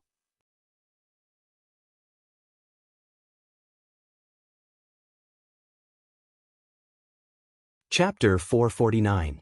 Lu Chowga didn't go home, so Fang Yen didn't have anyone to talk to. He sat downstairs and drank a cup of green tea, then returned to his room to fill the bathtub with water and buried his body in the pool. As soon as he entered the state of suspended animation, the voice-activated phone installed next to the bathtub rang. Wow, Fang Yen got out of the pool, picked up the phone and asked, "Who is it?" "Mr. Fang, there's a guest." The voice of the nanny, Aunt Lu, came over. "Do you want to invite him in?" Fang Yen looked stunned, and the big drops of water on his hair slid down his cheeks. "Since when did I become half the owner of this villa? When Lu Chowga wasn't here, did I have the right to receive or expel the guest?" Fang Yen was very nervous. He seriously replayed the interaction with Lu Chowga in his mind again and again. He drank 3 cups of tea, ate 2 meals, and said dozens of words. These shouldn't cause her to get pregnant, or make her mistakenly think that he was pregnant, right? Thinking that he was innocent, Fang Yen couldn't drive away the guest who came to visit.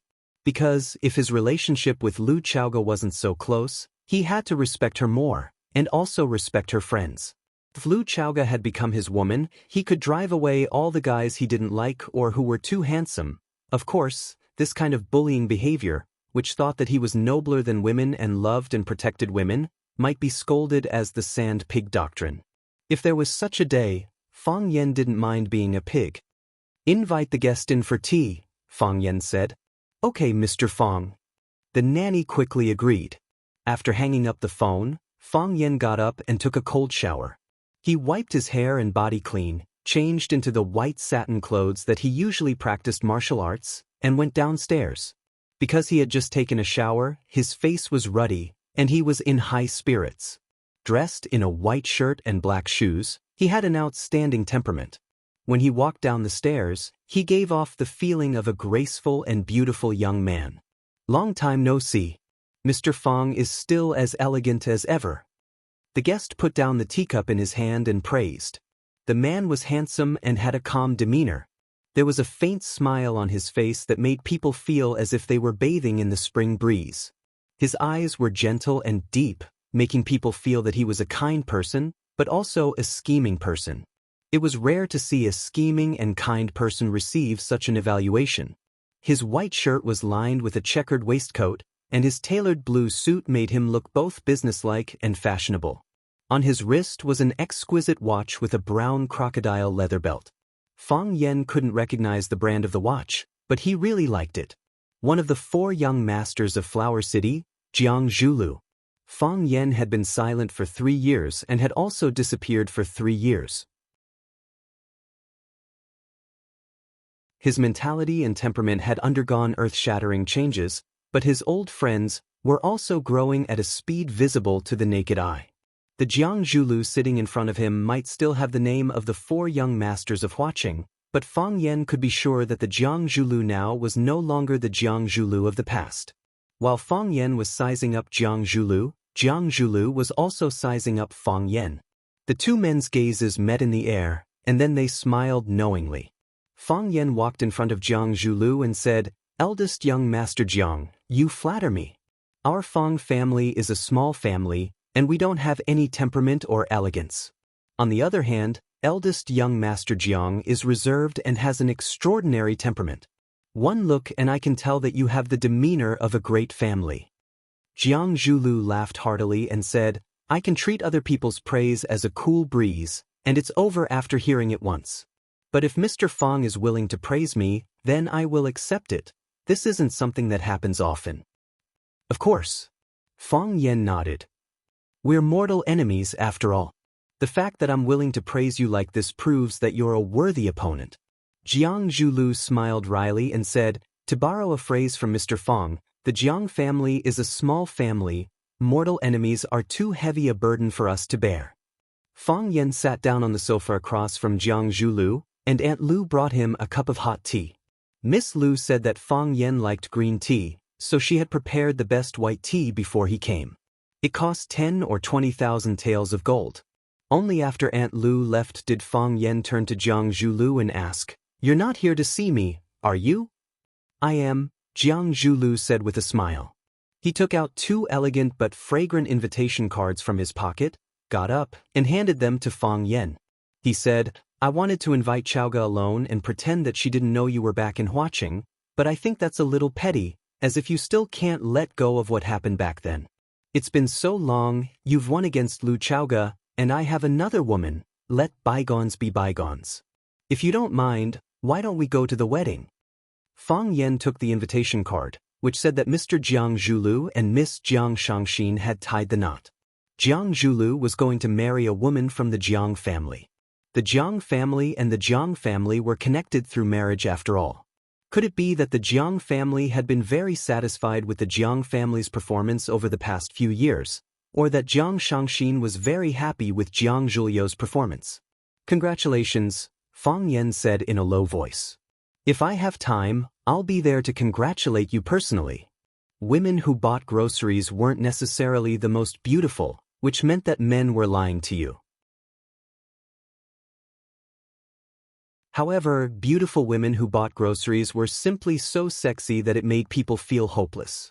They stretched out their fair and slender hands that were smeared with various kinds of nail polish and picked out a bundle of vegetables or a few eggplants from the shelves. Then, they frowned slightly and pursed their red lips. The question of whether to choose 2 cucumbers or a box of bitter gourd made them hesitate for a long time. Lu Chaoga didn't have a desire to buy groceries. Most of her items, including her clothes and shoes, were custom-made by her assistant at home when she was slightly free from work. Once the custom-made items were completed, they would be sent over in batches. However, she felt that buying groceries was a very important matter. She had to personally go to the supermarket to pick out the freshest meat and vegetables that were most suited to his taste. Then, she would go home and cook them personally. She would complete all the processes by herself. This way, her happiness would be doubled. Lu Chaoge felt very happy now. This was because she finally had something else to do after work. It wasn't just work, it wasn't just reading books, it wasn't just watching boring television dramas or pretending to have orgasms. She didn't have to deal with complicated interpersonal relationships or think about those troublesome conspiracies and plots. She could be like other women, go to the market to buy a big basket of good vegetables and then go home to cook soup with her bare hands. The most important thing was that there was a man at home for whom she was willing to cook soup. After Lu Chaoge chose several kinds of delicious and precious fish, her assistant, and Jing had to remind her, "Boss, the cart can't fit anymore. Should we get them to bring another cart over?" Can't fit anymore? Only then did Lu Chaoge retract her thoughts from the small piece of paper in her hand. She turned to look at the shopping cart that was piled up like a mountain and said regretfully, "There are still a lot of things that I haven't bought. Boss, we'll just buy the items that you need the most. As for the other minor items, we can make a list and get the housekeeper to buy them, or I can buy them myself." And Jing looked at the mechanical watch on her wrist and said, "You've been out for 29 minutes. You're about to cross the crisis line. We have to escort you back." Lu Chaoge knew that what Jing said made sense. When had she ever had a comfortable day all these years? The Rubik's Cube was a Pandora's box that she had opened with her own hands, attracting batches and batches of demons and devils to surround and covet her. Time and time again, killing intent after killing intent, it was truly exhausting. Lu Chaoge nodded and said, "Then let's go back." Although she looked cold, she was a boss who was very willing to think for her subordinates. If there was a crisis, it would be the protectors around her who would be the first to rush out and fight with their lives. They were the most dangerous targets. A man in black pushed the shopping cart over to pay the bill. Lu Chaoge and Jing walked toward the surface parking lot under the escort of two men in black. The underground parking lot was too dark and desolate. There were too few people and too many surveillance blind spots. It was easy for all kinds of accidents to happen. If the car was parked on the surface, with the huge flow of people in the shopping mall, it would not be easy for those peeping behind the scenes to do anything even if they wanted to. They also did not dare to brazenly expose themselves in front of the public. The engine of the custom-made bulletproof Mercedes-Benz was on. The driver in the driver's seat could start the car at any time to evacuate or drive the car anywhere to pick someone up. Sitting in the passenger seat was a middle-aged man who wore glasses and looked like a bookworm. His nickname was Bookworm. He constantly patrolled the area to prevent any suspicious people from approaching. A man in black opened the car door and Lu Chaoge bent down to get into the car. And Jing sat beside Lu Chaoge as the car door closed. The Mercedes-Benz slowly started up as another escort car followed behind it. The car drove out of the bustling shopping mall and onto the main road, heading for the flower district where Lu Chaoge's villa was. And Jing felt an itch on her head. She reached out and grabbed a black bug. "Why is there a fly here?" And Jing exclaimed. "Gotcha!" The fly's body suddenly exploded. White light blazed as it turned into a palm-sized saucer-shaped communication device. "This is a genetic bomb. Once it explodes, none of you will be left." A man's calm and powerful voice sounded from the communication device. He didn't remove his original voice and use a mechanical voice, proving that he didn't care if these people knew his true identity. "Then, congratulations. You've been kidnapped."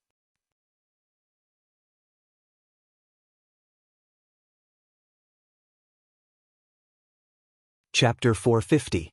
The development of technology had pushed the technology of crime forward. In the past, people had to slash with knives, stab with swords, strangle with ropes, and poison in drinks. There had to be something in contact with the human body. Right now, the criminals were thousands of miles away, and it was possible for them to carry out a large-scale massacre.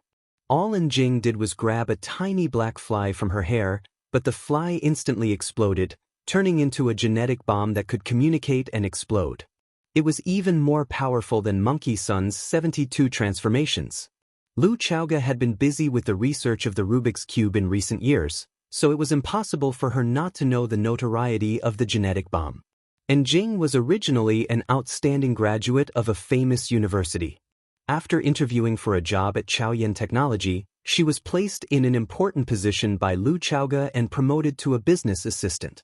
Over the years, she had followed Lu Chaoga and seen too many conspiracies and hunts.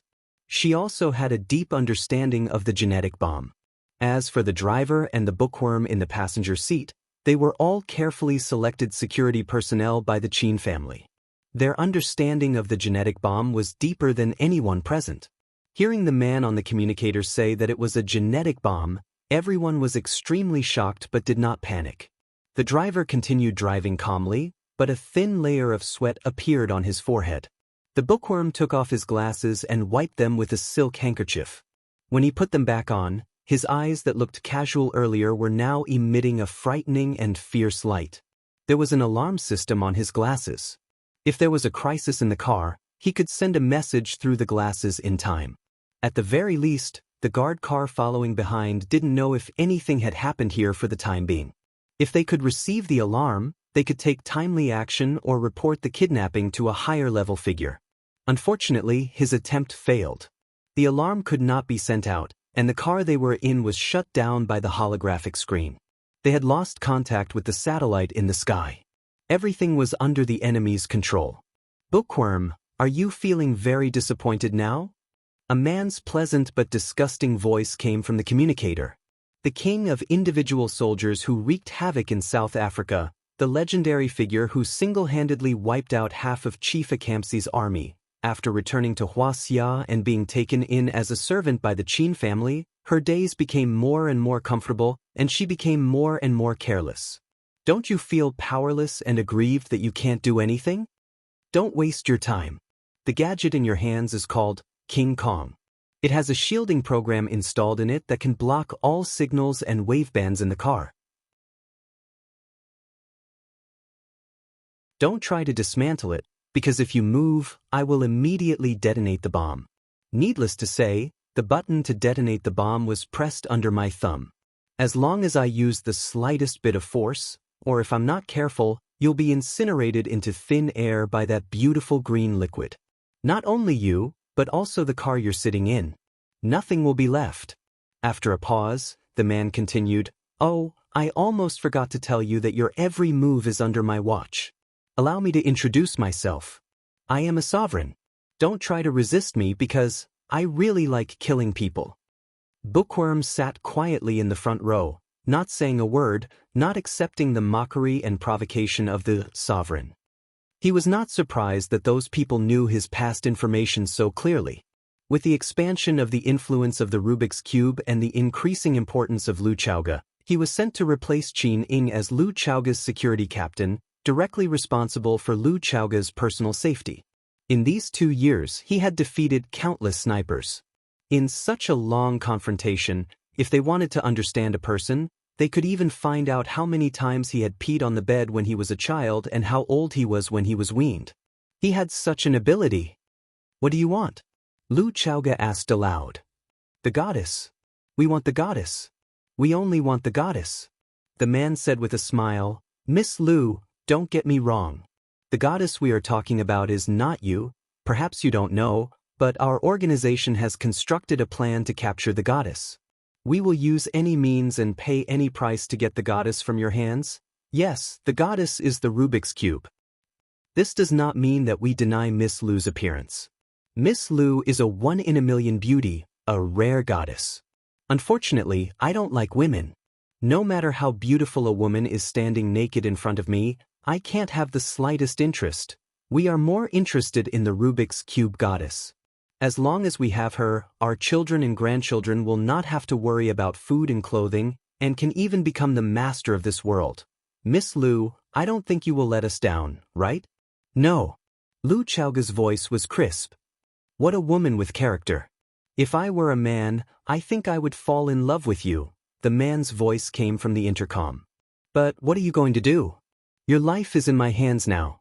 As long as I use a little force, such a beautiful body will be blown to pieces. How regrettable is that? Even if I am not a man, I will feel sorry for those who are secretly fascinated by you. The Rubik's Cube Goddess, this is the code name they gave you.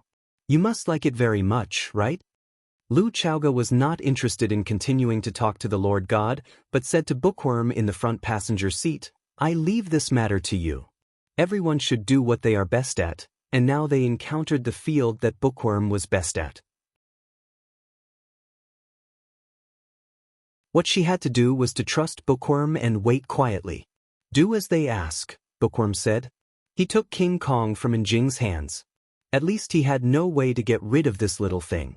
If he could, he really wanted to press down the window and throw it out. However, he knew it was impossible. This was because the moment he pressed the window, King Kong might have already exploded. Besides, who knew if those people had any tricks up their sleeves? The enemy could take risks, but he couldn't drag Lu Chaoga to take risks with him. He knew how important Lu Chaoga was to the Qin family now, and how much the elders of the Qin family valued her. If it wasn't for the talented Miss Qin supporting them, those proud figures of the Qin family would probably be suppressed by her. It was not a pleasant thing that the person in charge of the subsidiary company was too capable. No king would use a general who was difficult to control. Fortunately, at least for now, the two sides were still in the honeymoon period. How to get rid of King Kong in his hands was really a tricky problem. Since Miss Lu doesn't want to talk to me, then, Bookworm, let's communicate directly. Do as I say, and obey every word unconditionally. The voice of the Lord God became cold and determined. Lu Chaoga's attitude completely irritated him. The first thing you have to do is to get rid of the escort car behind you in a minute or something. I don't care what reason you use, but your every move is seen by me. If they do anything suspicious, I will put the debt on your head. Don't forget, I like to kill people, and I like to kill beautiful women even more. They exist in this world. It's really annoying. The Bookworm didn't waste this precious time and motioned the driver to turn the car to the fast lane on the innermost side of the main road. Slow down the speed, and then turn left quickly when the red light is about to shine. When the guard car behind wanted to follow, a large number of cars had already rushed over from the left and right sides, blocking them in place and making them unable to move. Beautiful. The Lord God praised. The second thing is to drive into the Seaview lane and go in the direction of the Seaview platform. Without the Bookworm's explanation, the driver had driven into the Seaview lane. The Seaview lane was the main lane to enter the seaport. There was a lot of traffic. A car squeezed in the middle would soon be surrounded by a long line of cars. The front and back were impenetrable, and it was difficult to escape. The guard team lost contact, and there was no external force to rely on. The car was trapped in the middle of the traffic, and the hope of self-help was slim. Now the situation was even more critical. The sweat on the driver's forehead was getting denser, and the blood in the Bookworm's eyes was getting stronger and stronger. His eyes were looking at the surrounding environment sharply, looking for possible opportunities to break through. And Jing was just like her name. She sat beside Lu Xiaoga as usual. She didn't speak or scream. She was no different from usual. But her right hand kept waving a button under the seat. It was the alarm device of the car's security system. Even if she knew that the chance of success was very small, but what if the headquarters received their message? Lu Chaoga was very comfortable. First, she lay on the seat and listened to the light music in the car for a while. Finally, she was a little bored, and simply pulled out a fashion magazine from the back of the seat to read to kill time. She had fantasized about such a result countless times. She knew that there would be such a day after all. As long as the Rubik's Cube was in her hands, those people would not give up. She could escape a hunt, she could escape 10 traps, but could she escape 100 ambushes? Whether she was there or not, the Rubik's Cube must be there. Therefore, she simply refused the Lord God's request to take away the Rubik's Cube. There was no room for discussion or negotiation in this matter. She said that she would give a huge Chaoyan empire to Fang Yen. This was her promise to him. Who said that a woman could not promise a man?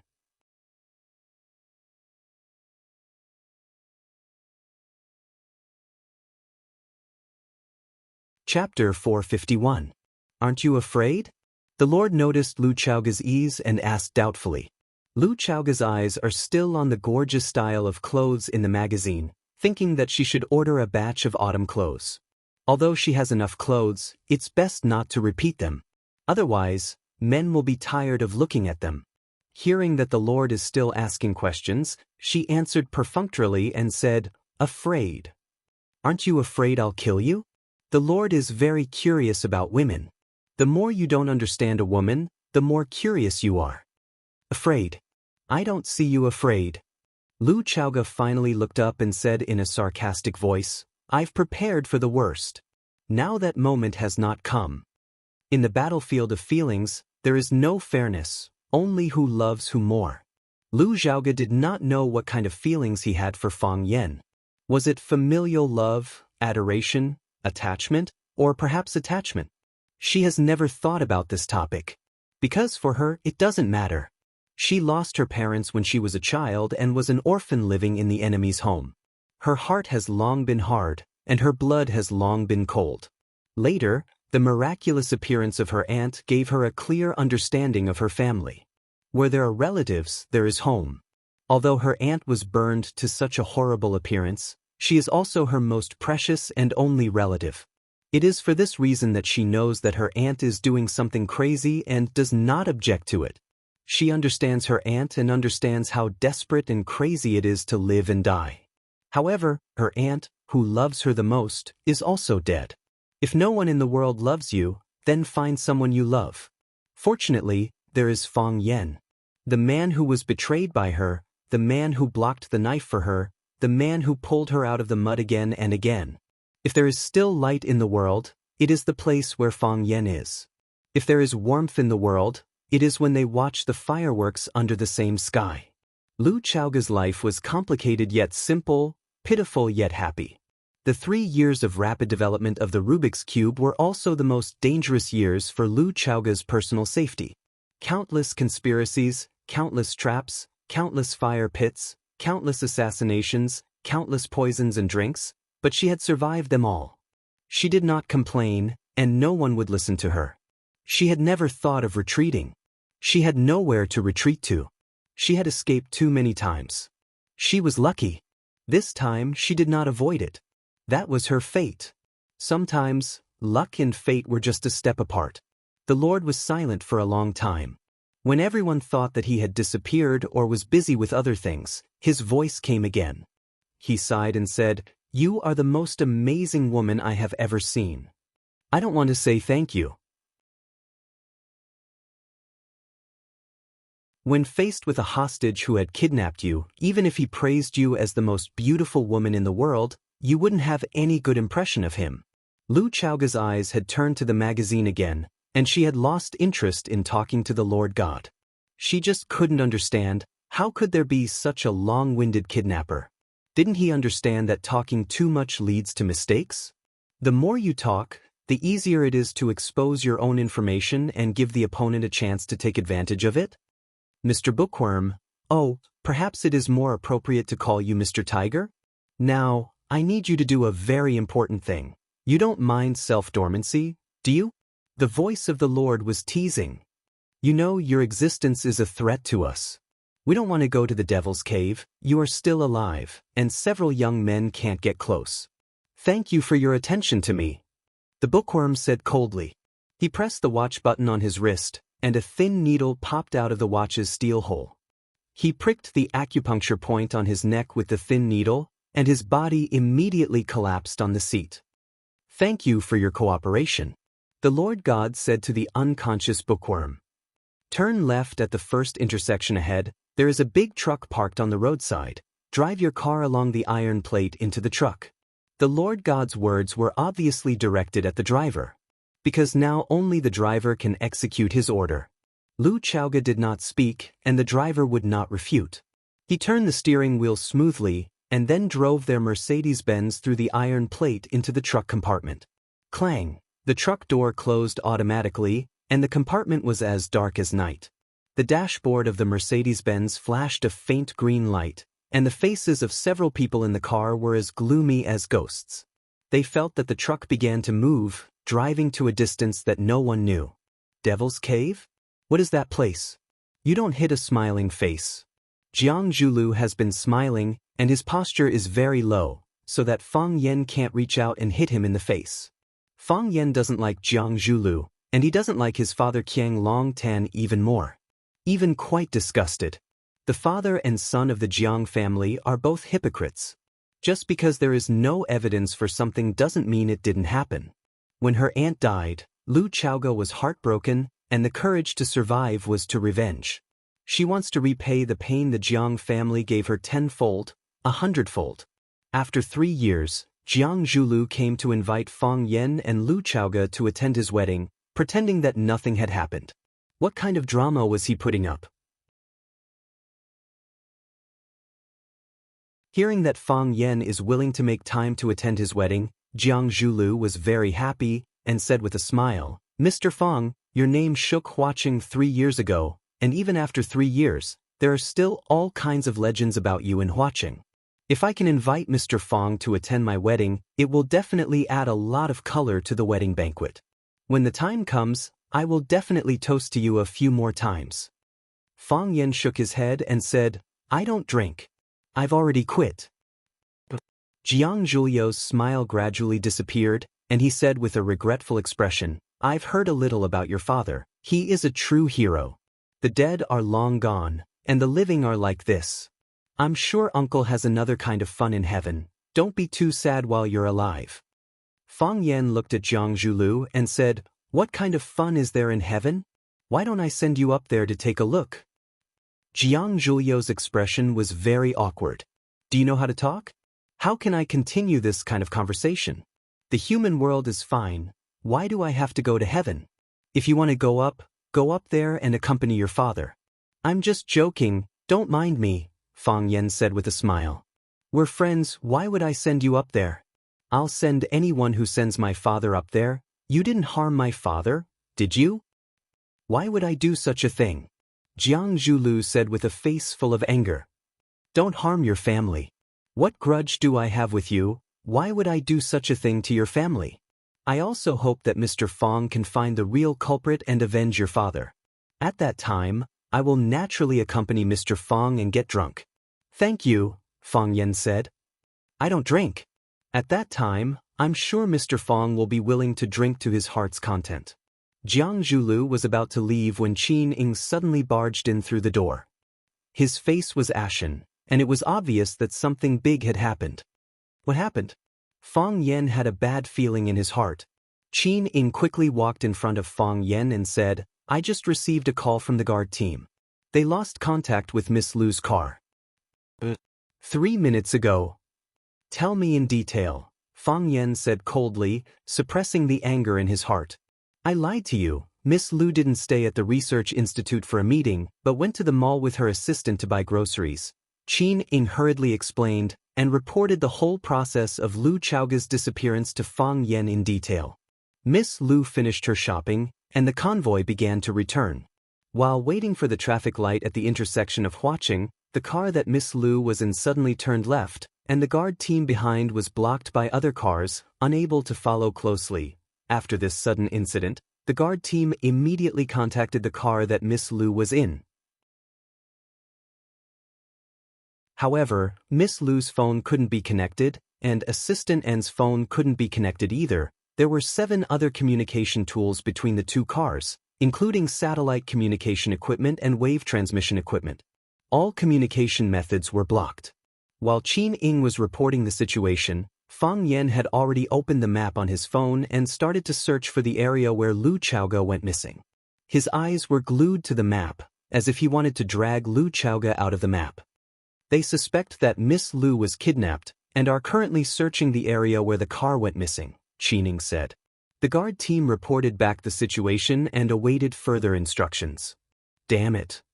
Fang Yan grabbed the teacup in front of him and threw it at the opposite side.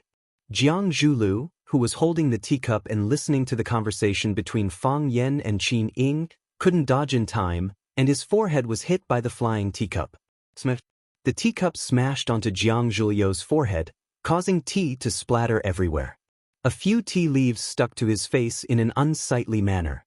The refined and elegant Huaqing's 4 young masters looked miserable and battered at this moment. Even a clay Buddha had some vitality, and Jiang Zhuliu's ability to maintain his vitality was extremely good. However, when faced with the humiliation of having tea splattered on his face, it was hard for him to bear. Jiang Zhuliu was furious. He jumped up from the sofa, wiped the tea off his face, and shouted at Fang Yan, "Are you crazy? What are you doing? I'm also very worried about Lu Chaoga's disappearance, but what does this have to do with me? What right do you have to throw a teacup at someone?" After flying into a rage, Fang Yan calmed down a little. He looked at Jiang Zhuliu guiltily and said, "I'm sorry, I was too angry."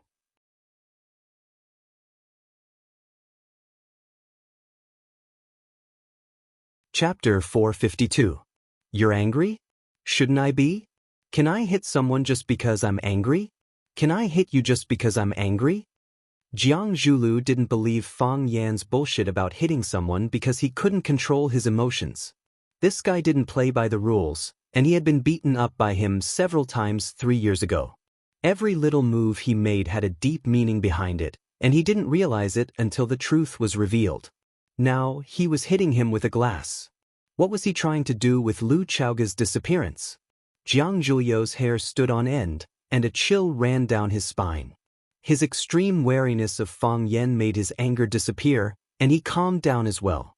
Fang Yan sat back down on the sofa and looked at Jiang Zhuliu like a lone vulture. "I went back to Huaqing yesterday, and you came to give us an invitation today, and then Chaoga was kidnapped. Jiang Zhuliu, how can I believe that you have nothing to do with this?" "It's a coincidence. It's all a coincidence," Jiang Zhuliu said firmly. Jiang Zhuliu said firmly. He didn't want to have anything to do with the kidnappers. "I feel bad that something like this happened in Chaoga. Chaoga is your lover, and she's also my family. I can promise you that I have nothing to do with this. If I had decided to kidnap Lu Chaoga today, would I have come to give you an invitation and let you humiliate me like this? That's hard to say." Fang Yan stared at Jiang Zhuliu as if there was a flower on his face. "You and your father conspired to kill Chaoga's parents, but didn't you pretend to adopt her for so many years? Fang Yan, don't slander me. You need evidence. What evidence do you have to prove that we killed Lu Chaoga's parents? What evidence do you have to prove that I was the mastermind behind Lu Chaoga's kidnapping? If you keep trying to frame me, I don't mind suing you for slander. You won't get a lawyer," Fang Yan said calmly, "because you know very well in your heart that if you sue me because of this matter, it will only cause a big uproar. Moreover, it will confirm the fact that you are the murderers of Lu Chaoga's parents. You will only desperately want to disassociate yourself from this matter." Jiang Zhuliu glared fiercely at Fang Yan and said, "So, you saw that it was difficult for us to defend ourselves, so you wanted to pour this basin of dirty water on us, father and son? I won't wrongly accuse a good person," Fang Yan said, "but I won't let any bad person go either. If you're the bad guy, we can only fight to the death." "It seems like we can never be friends," Jiang Zhuliu said as he looked at Fang Yan. "I don't befriend people with evil intentions." "I hope you're right," Jiang Zhuliu sneered. He walked in front of Fang Yan, picked up the 2 invitations on the coffee table, and turned to walk towards the door. Qin Ying's figure flashed and blocked in front of Jiang Zhuliu. This was Lu Chaoga's house. When Lu Chaoga wasn't here, Fang Yan was the owner of this house. The owner didn't say anything, so how could he be allowed to leave as he pleased? Moreover, Fang Yan said that the kidnapping incident was related to Jiang Zhuliu. Was it related or not? This matter had to be cleared up before he could leave. Jiang Zhuliu looked at Fang Yan and sneered, saying, "What? You want to keep me here? If the owner wants to keep me here, then I'll really be an unwelcome guest and not leave." Fang Yan looked at Qin Ying and said, "Tomorrow is someone else's big day. How can we detain the groom? Let him go. We still have to go to his wedding tomorrow." Qin Ying was full of doubts, but still listened to the order and moved to the side. "Although I know you'll definitely refuse, I still have to say this. I'm also very worried about Lu Chaoga's disappearance. If there's a need, you can give me a call. My Jiang family also has some connections, so we'll definitely do our best to search for Lu Chaoga's whereabouts." Jiang Zhuliu's voice was loud and clear as he said, Lu Chaoga has misunderstood my Jiang family, but my Jiang family will always treat her as a family member. Why should I refuse? Fang Yan asked. Go on, do your best to find her. When you find Lu Chaoga, I'll treat you to a drink. Jiang Zhulu took a deep look at Fang Yan and strode out of the villa.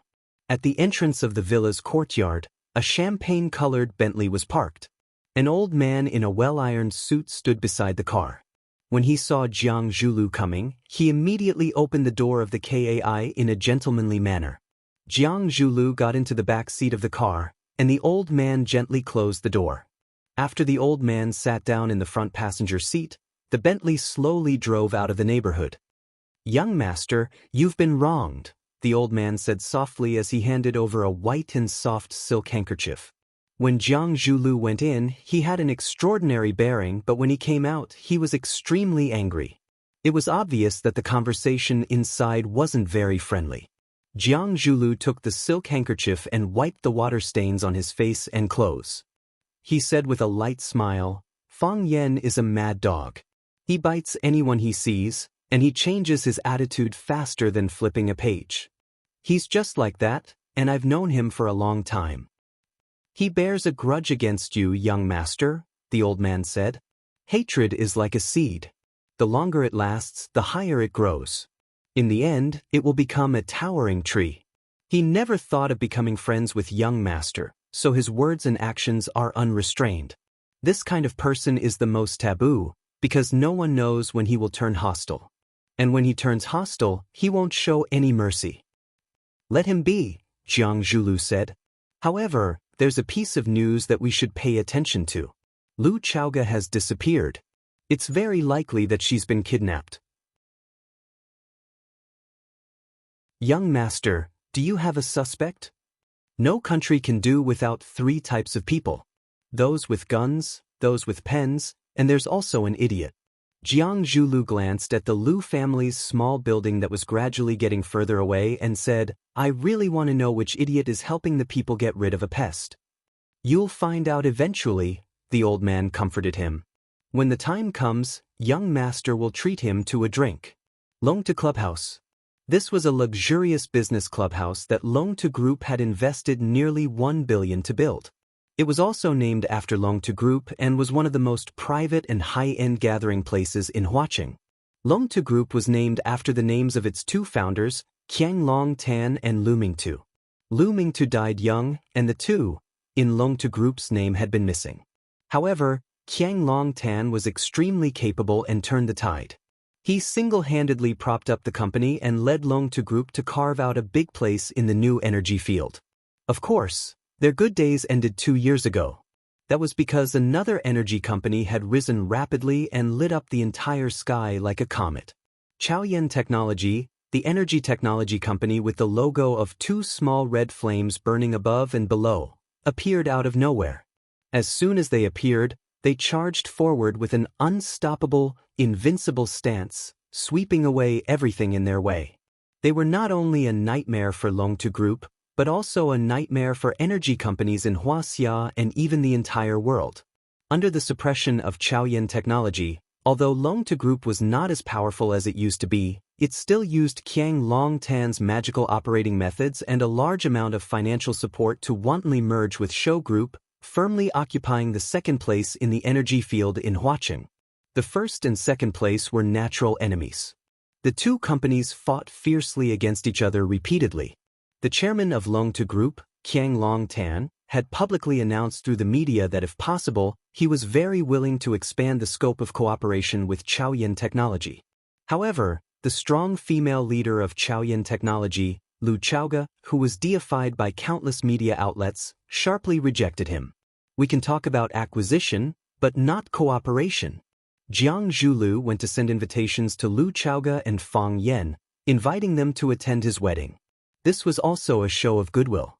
Lu Chaoga was pressing hard, and the Jiang family's days were not going to be easy. That woman was full of murderous intent. She was determined to take down Longtu Group. Unfortunately, it was unknown whether Lu Chaoga's luck was too bad, or whether Jiang Zhulu did not look at the almanac when he left the house. He and Fang Yan were chatting happily when news of Lu Chaoga's kidnapping came. This way, the Jiang father and son's goodwill intentions were thrown into a frozen lake. Sending invitations on the day Lu Chaoga was kidnapped, who would believe that you had nothing to do with this matter? Today, Longtu Club was not open to the outside world, because the son of Longtu Group's big boss, Jiang Zhulu, was going to hold his wedding here. The seats were full, and luxury cars were everywhere. As one of the 4 oldest families in Huaqing, they naturally had a deep foundation and a huge network of connections.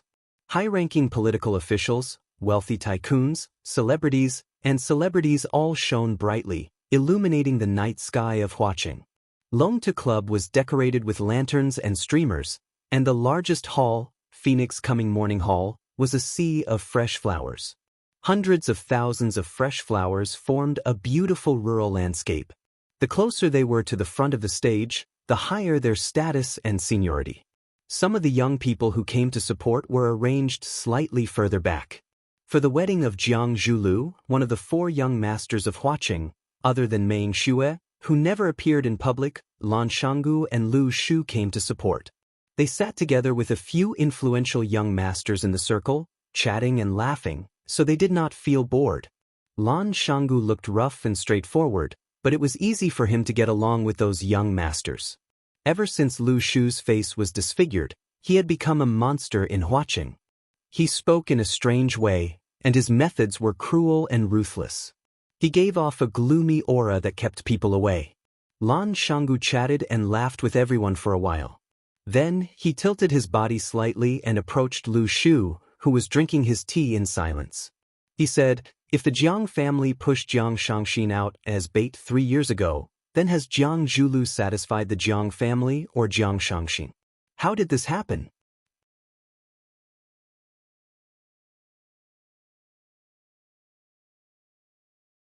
Chapter 453.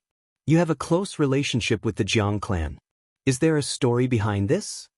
Lan Shanggu looked at the willow tree and asked curiously.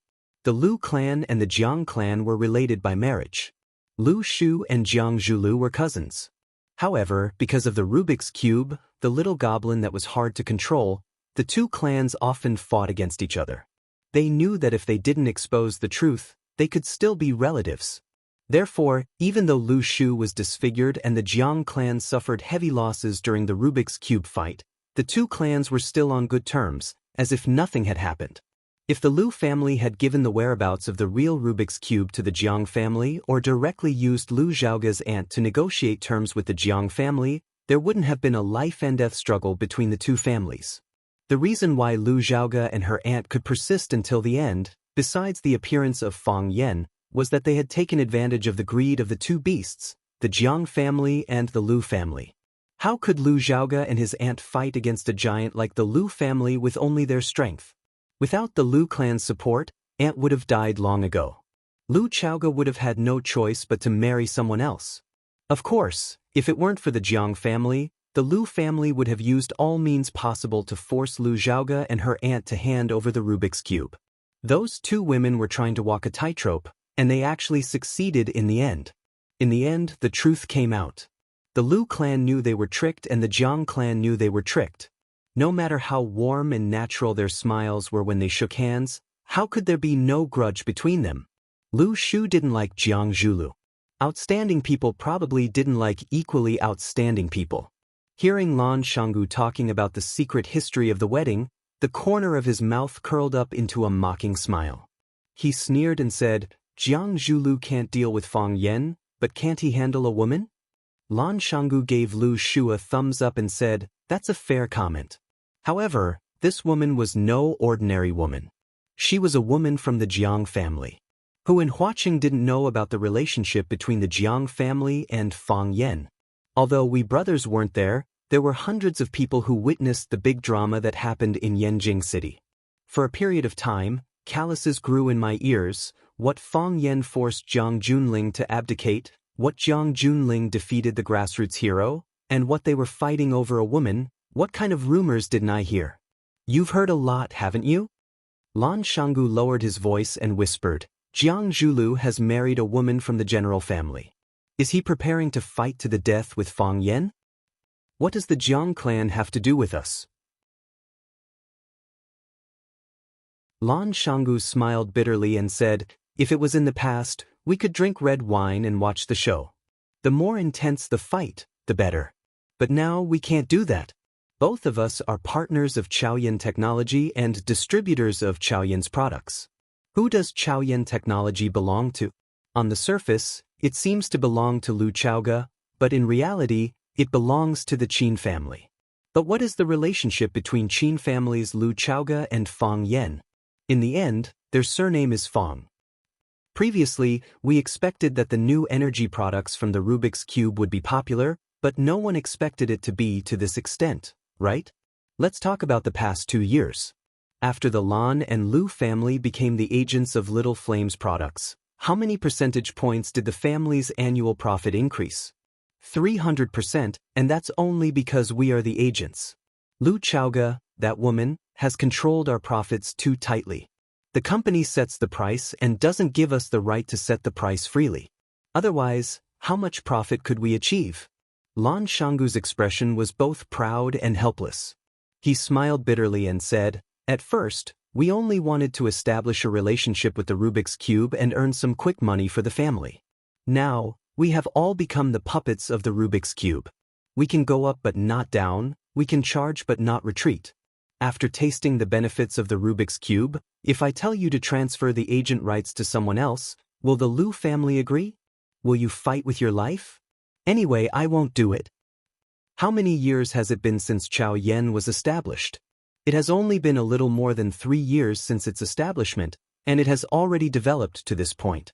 In the future, as the energy crisis becomes more and more serious, the power that the Rubik's Cube can display will become more and more powerful. That will be the real harvest season for us. It would be a pity to withdraw now. Lu Shu gently shook the goblet in his hand, his posture elegant and calm. If it was 3 years ago, his performance could make countless women fall head over heels for him. Back then, the Casanova of Huaqing was a popular man among thousands of young girls and young women. Now that his face was disfigured, he had become repulsive. No one paid attention to him anymore. Some women who used to be close to him accidentally glanced at him and immediately showed a reserved smile. They picked up the goblet in front of them and made a gesture to invite him to drink. Before swallowing a mouthful of wine, they had already turned around, no longer with the seductive eyes that said, I'm free tonight. Some women said that they liked his talent and inner qualities, but it was all nonsense. In the end, this was a world of face. You want to play with the Rubik's Cube, but the Rubik's Cube may not be willing to play with you. How did we sign the agency contract? Every 3 years. Now is the 2nd year. After next year, Zhao Yan wants to change agents. What can you and I do? Lu Shu said with a face full of disdain.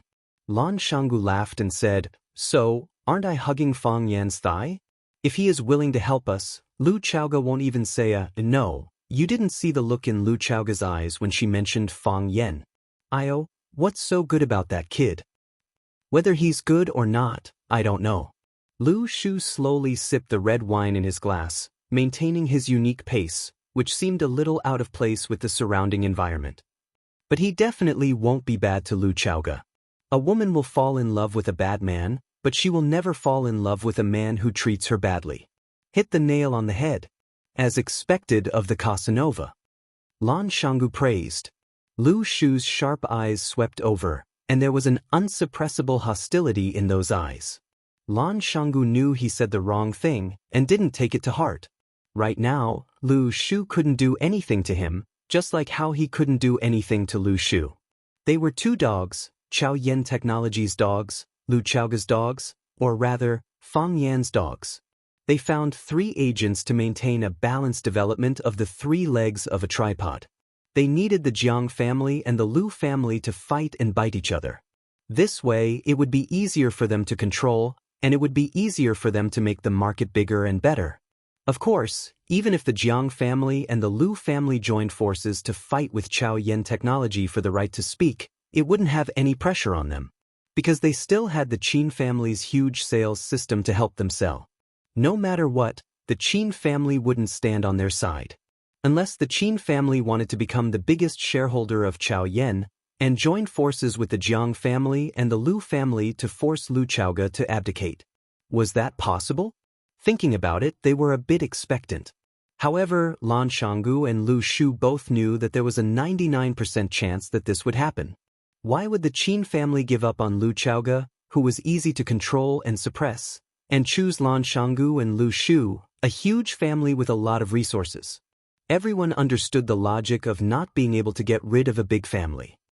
"Don't joke with me," Lu Shu said with a gloomy voice.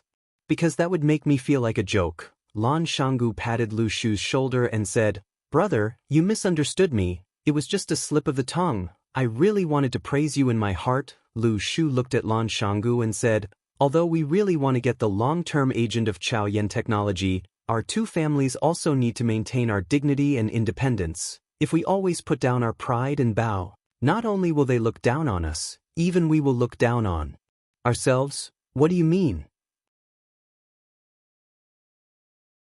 "Close cooperation," Lu Shu said. "Keep a distance." "That makes sense," Lan Shanggu laughed and said. "Will Lu Chaoge and Fang Yan come to Jiang Zhuliu's wedding?" "It would be a slap in the face if he came, but it would be a slap in the face if he didn't come. The Jiang father and son are in a difficult position." Lu Shu lowered his head and drank his wine, not answering Lan Shanggu's question. Lan Shanggu felt bored and turned around to flirt with a young beauty beside him. On the tea stage surrounded by flowers, the lights shone brightly. In the warm and joyful wedding march, a couple walked out hand in hand. The applause below the stage was thunderous. Jiang Zhulu was dressed in a black suit, looking very handsome. He covered Shangxin's face with a white veil, looking extremely beautiful. When this beautiful couple walked out, everyone felt that they were a perfect match. After the MC finished his speech, it was the newlyweds' parents' turn to speak on stage. Qiang Long Tan had a strong aura, but he only said the usual words of wishing his daughter a happy life after marriage. The representative of the Jiang family was Jiang Shangxin's mother, Li Yun. She was a charming young woman. Her daughter had already married someone else, but she seemed to have gone back in time and did not age. "Even though we are holding a Chinese-style wedding today, I am a devout believer. I would like to use the Western wedding etiquette to ask this couple a question in front of all the guests and their relatives. Shangxin, are you willing to marry this man to become your husband? Love him, take care of him, respect him, accept him, and be faithful to him until the end of your life, regardless of sickness or health, or any other reason." Li Yun was very emotional. Tears welled up in her eyes when she thought about how she was about to marry her precious daughter off. "I am willing," Jiang Shangxin replied in a sweet voice. "Zhulu, are you willing to marry this woman to be your wife?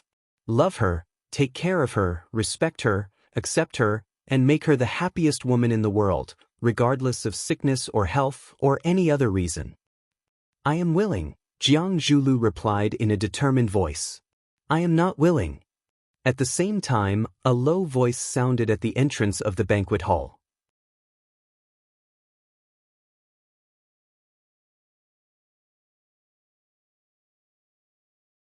Chapter 454.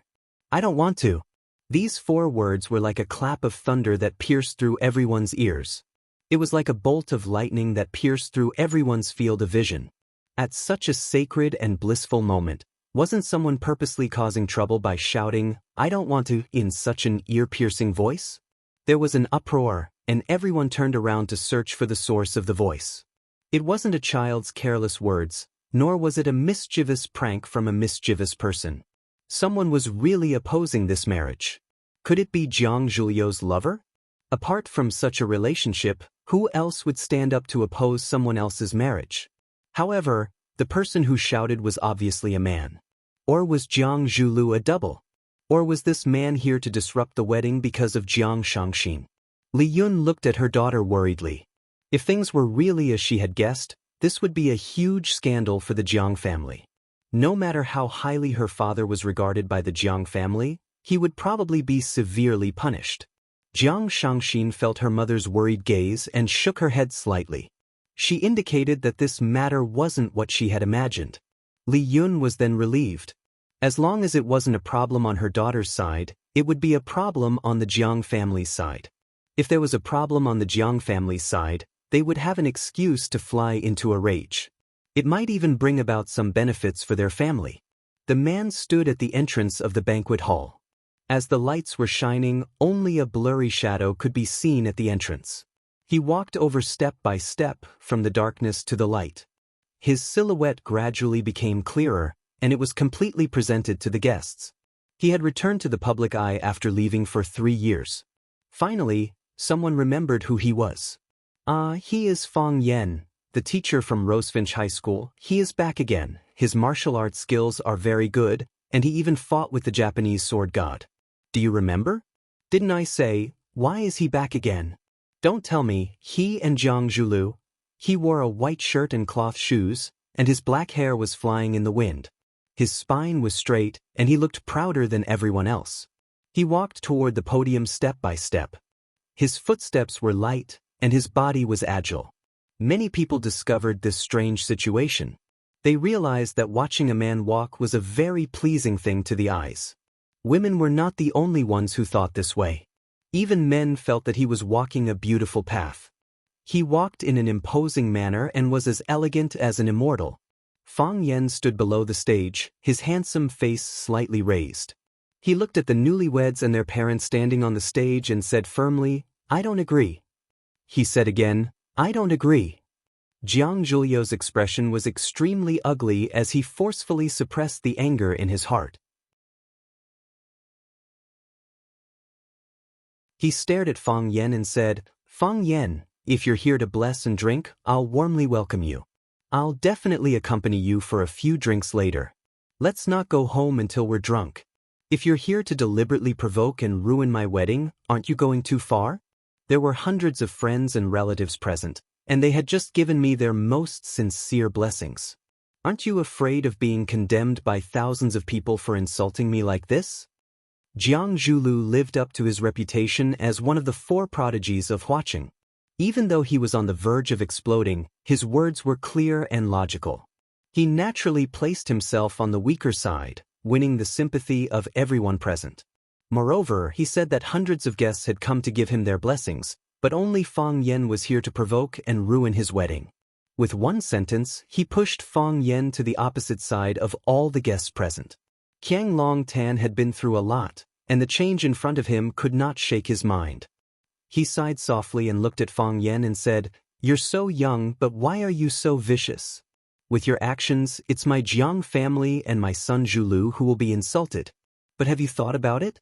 Nearly 1,000 pairs of eyes are watching you. Your words and actions will definitely spread. When that happens, you'll be infamous.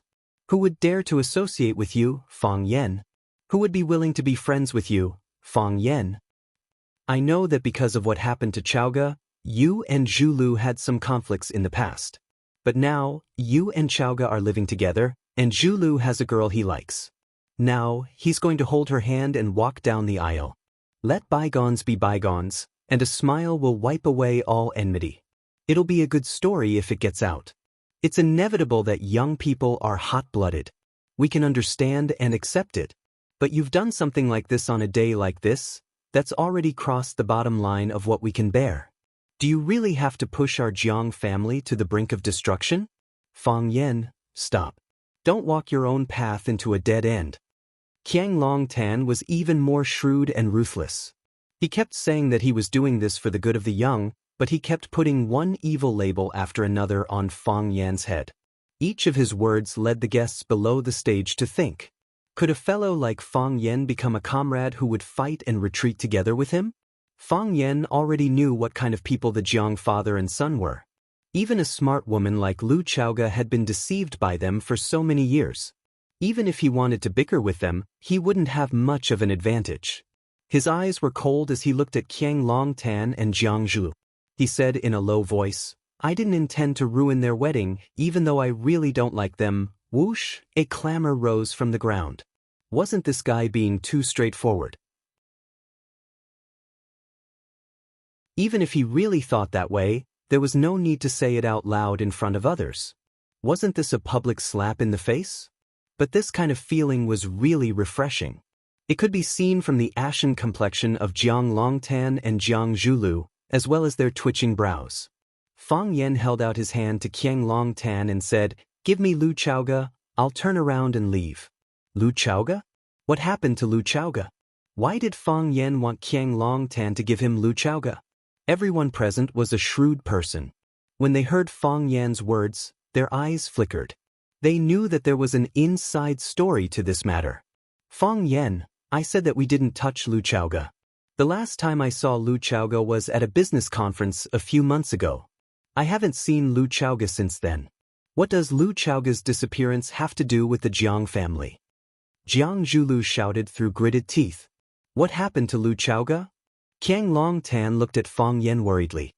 He asked anxiously, "What happened to her? What happened to her?" "Lu Chaoga was kidnapped," Fang Yen said viciously, his eyes flashing with a murderous light. "She was kidnapped by you." "You're slandering me," Jiang Zhulu said angrily. "You're slandering us. When did we touch Lu Chaoga? What evidence do you have to prove that we kidnapped Lu Chaoga? You don't have any, and you're slandering us in front of so many people. Just wait for the indictment." Qiang Longtan threw a dirty look at his son, Jiang Zhulu, and said, "Zhulu, now is not the time to deny responsibility. The innocent are innocent, and the guilty are innocent. Let's find Chaoga and listen to her story. The truth will be revealed. Hurry up and send our people out to look for Chaoga. Let's call our friends and ask them to help with the search, and all our good friends and relatives here, please help with the search as well. Help me find Chaoga, and I, Qiang Longtan, will owe everyone here a big favor." Qiang Longtan bowed deeply to the audience, as if he was worried about his father. Some people were moved by Qiang Longtan's kindness and righteousness, and they took out their phones to make calls. For a moment, the crowd kept ringing. Leverage. This was what it meant to be a master of leverage. No matter how dangerous the situation was, no matter how big the crisis, they could always find a fulcrum and successfully leverage it to lead things in the direction they wanted. From now on, Qiang Longtan's image would be magnified in many people's hearts. He would become a good father who would let bygones be bygones and be the first to save his daughter when she was in danger. Qiang Longtan turned to Fang Yen and said, "Fang Yen, tell us, what's going on with Chaoga? When did she go missing? Did you call the police? What did the police say? Who's in charge of the case? I'll call the person in charge." "It'd be best if someone can come here and explain the situation." Qiang Longtan had put aside his personal grudges and vendettas. All he wanted was to find his daughter, Lu Chaoga. "How am I going to explain it to Mingtu and his wife if anything happens to her?" Qiang Longtan said with teary eyes. The old man was definitely an experienced actor. His acting skills were so good that he was able to get into character in no time. It had to be said that Fang Yen had made full preparations before coming here. However, after Jiang Longtan had created such a sensational drama, the rhythm had already been disrupted by him. The public opinion had already begun to spread in a direction that was not favorable to him. Once it exploded, it would be out of control.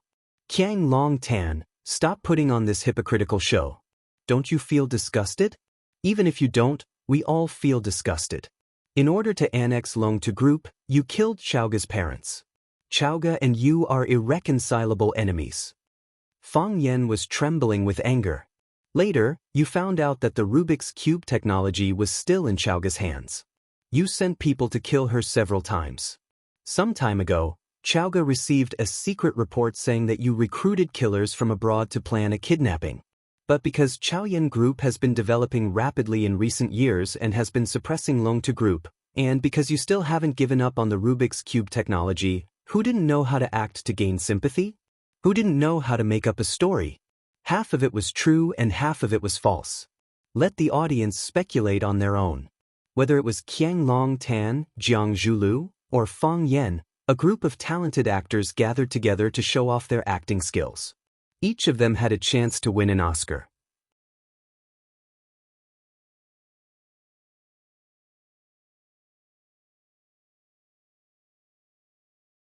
Chapter 455. History was written by the victors, and the truth was made up by the victors. No one knew the truth, except for the person who knew the truth. Fang Yan resorted to all means possible to smear the Jiang family's father and son. He blended what he knew and then poured it all on the Jiang family's father and son. Jiang Zhuliu's counterattack was to show weakness and attack Fang Yan's character from the standpoint of the weak to win everyone's sympathy.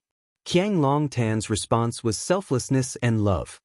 He made himself into a great father who could bear any humiliation and grievances for the safety of his children. He didn't speak the truth, didn't present evidence, and didn't respond to Fang Yan's attack. However, this was the best way to respond. Each of them used their unique skills, and the hundreds of guests were dazzled and couldn't tell the truth from the lies. It was easy for humans to believe in what they saw and what they heard. However, what they saw and what they heard must be true. Now that Fang Yan jumped out and angrily accused the Jiang father and son, it naturally gave people the impression that the Jiang father and son had stabbed them in the back. At least there were suspicions in this regard. If they didn't stab them in the back, how could Fang Yan come over on the day of the Jiang family's wedding to ask for them? Hearing Fang Yan slander him for murdering his friend and his wife for money, Qiang Longtan's face turned angry. He glared at Fang Yan fiercely and shouted, "Ignorant boy, who ordered you to come here to frame me? I, Qiang Longtan, have always been upright, and I've never done anything like what you've said. If I say even half a word of falsehood, let me be struck by lightning and die a horrible death. Mingtu and his wife are my close friends and also my right-hand men in my business. I often think that if the two of them were still alive, what level would Longtu Group have reached by now? Is it number 1 in Huaxia? Or is it number 1 in the world?" With a sad and regretful expression, Qiang Longtan said, "It's a pity that the heavens are jealous of the talented. Mingtu had passed away early, so he had passed all the work to me. My management ability was inferior to his, and my research ability was like the difference between a firefly and moonlight. But I can't slack off. I can only do my best to move forward. I'm also very sad that Mingtu is gone. But he's gone. What can I do? I took his only daughter, Chaoga, to the Jiang family and treated her like my own daughter. I loved her more than Zhu Lu, and I doted on her more than Zhu Lu. Everyone here, when have you ever heard of us mistreating Chaoga? Have any of you ever heard of our family treating Chaoga unfairly or wrongly? She said she wants to study abroad, and I support her. I support you 100%. The only thing we argued about was that she wanted to go to the country where her parents were killed. I wouldn't let her go no matter what. It was too dangerous and chaotic there. She wants to study education, and I think it's a good idea. It's a great thing for a girl to teach and educate others. I know Chaoga is smart, and I really hope that she can help me in the company after she graduates. But I respect any choice she makes." Qiang Longtan looked like an old man who had been forced into a corner by evil forces. He looked at the bride, Jiang Shangxin, with an apologetic expression on his face and said, "Yes, there's one thing that the Jiang family did not do right. It's not a secret, and I'm not afraid to say it in front of Shangxin and their relatives and friends.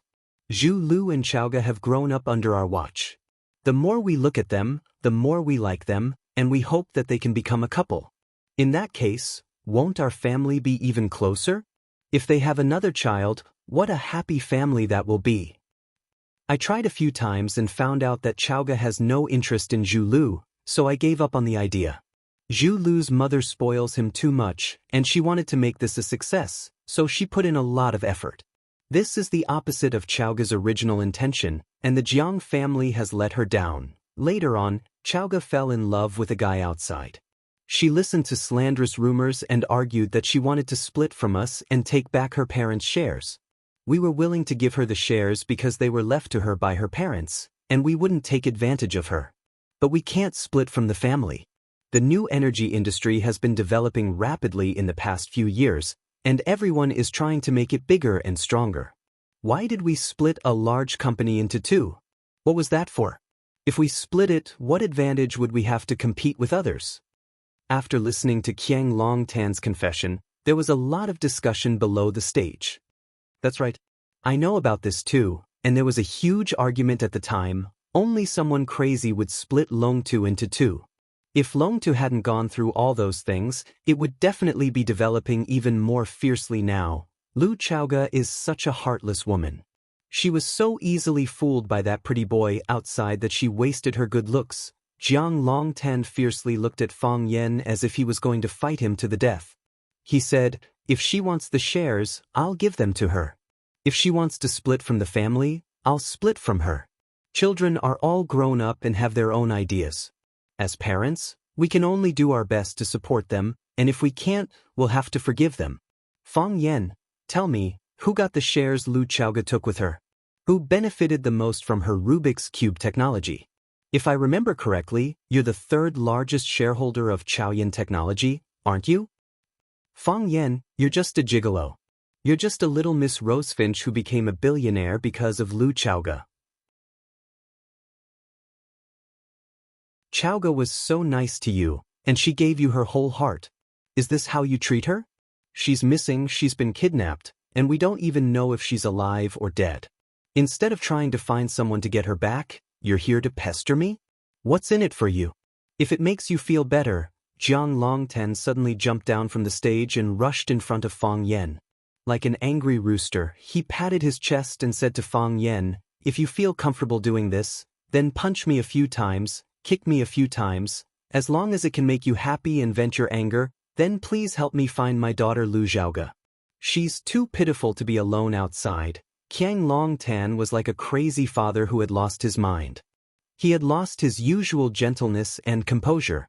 He didn't care about dignity or face, and he didn't hesitate to let Fang Yen punch and kick him. Some people fought with their lives, while others fought with their power. Jiang Longtan had thrown caution to the wind at the most crucial moment and fought with his power. Therefore, he had taken control of the entire situation and gained the upper hand. No one would think that Qiang Longtan had lost his composure, because he was a father who had abandoned everything for his daughter. He was a father worthy of admiration and love. As a result, not only was Fang Yen hated by everyone present, but Lu Chaoga was also condemned as a disloyal and unfilial son. When it came to judging the situation, no one could compete with Qiang Longtan, that old fox. Fang Yen naturally couldn't punch and kick Qiang Longtan, because when Qiang Longtan finished speaking, a large group of people had already rushed over and used their bodies to shield Qiang Longtan, as if Fang Yen was really going to punch and kick Qiang Longtan. This old man was too cunning and too smart. While he was doing this, he had already calculated the reactions of the surrounding onlookers. Fang Yen looked coldly at Qiang Longtan's exquisite performance, and said in a steady and firm voice, "Don't take advantage of your seniority to play this kind of ridiculing trick. Hand Lu Chaoga to me, and I'll leave with her immediately. Otherwise, don't even think about continuing with today's wedding." Fang Yen swept a glance at Jiang Zhulu and Jiang Shangxin, the newlyweds, and said, "You guys kidnapped my woman, so I won't let you guys live happily ever after." Seeing that a group of men in black, who were in charge of security, had received Jiang Zhulio's order to come over and arrest them, Fang Yen said with an indifferent expression, "I can't win against you guys with words or acting, but I can win against you guys in a fight. Why don't you guys give it a try?" The moment he said this, the crowd quietened down instantly. The men in black who were running toward him also stopped in their tracks, and they looked at Fang Yen, who was standing at the same spot and looking at them with a look of disdain. Was this guy really not a lunatic? They had seen arrogant people before, but they had never seen someone as arrogant as him.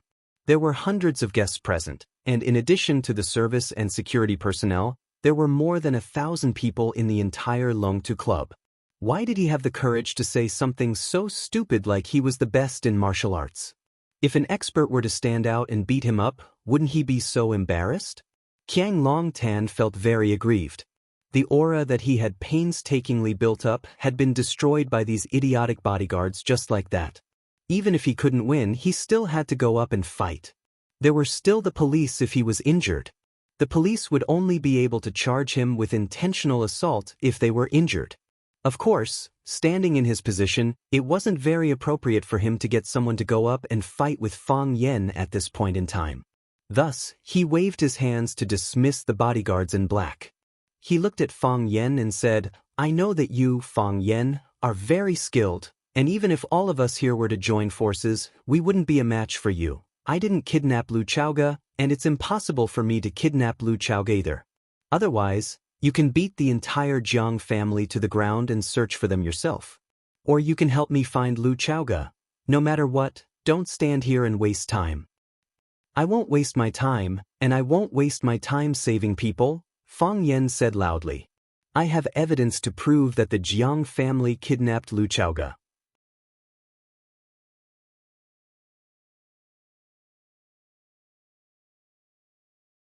Chapter 456. A stone stirred up 1,000 ripples. Fang Yan's shout of, I have evidence, made the atmosphere reach a new climax once again. This climax was hidden and buried. It was like a volcano in the deep sea. No matter how intense the eruption was, there were only a few ripples on the surface of the water. Everyone looked at each other with deep meaning in their eyes, but they didn't exchange any words. At such a sensitive moment, no one was willing to let others get hold of their weakness or show their excessive enthusiasm over some small details. It was a taboo in etiquette for these reputable people. Fang Yen didn't come to the Jiang family without any evidence, but he had solid evidence. Could it be that the Jiang family was really the mastermind behind the kidnapping of Lu Chaoga? What evidence did he have to prove that the Jiang family was involved in or directly plotting the kidnapping of Lu Chaoga? However, since he had evidence, why didn't he directly call the police and arrest the Jiang family? Everyone was waiting quietly, and many were secretly looking forward to it. If Fang Yen really threw out some strong evidence, the Jiang father and son would be completely thrown into the abyss today, never to rise again. Jiang Zhulu clenched his fists and shouted, Fang Yen, do you think my Jiang family has no one? The matter was obviously not done by the Jiang family. What evidence did he have? What evidence could he have? Even if he had evidence, it would be a frame-up. Fang Yen didn't yield an inch and pressed forward step by step, really forcing Qiang Longtan and Jiang Zhulu. This was Jiang Zhulio's wedding.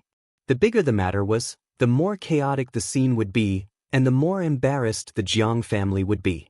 If the matter of today's wedding were to be spread out, would the Jiang family still have the face to see others in the future?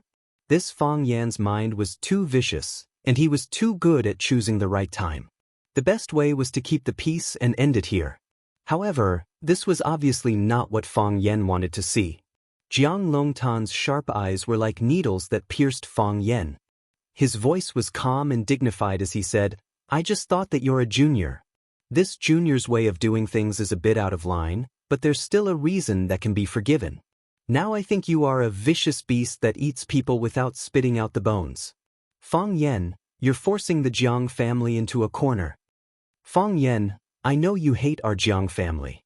I know you want to destroy our Jiang family. Since you're here today, it seems that you've made sufficient preparations.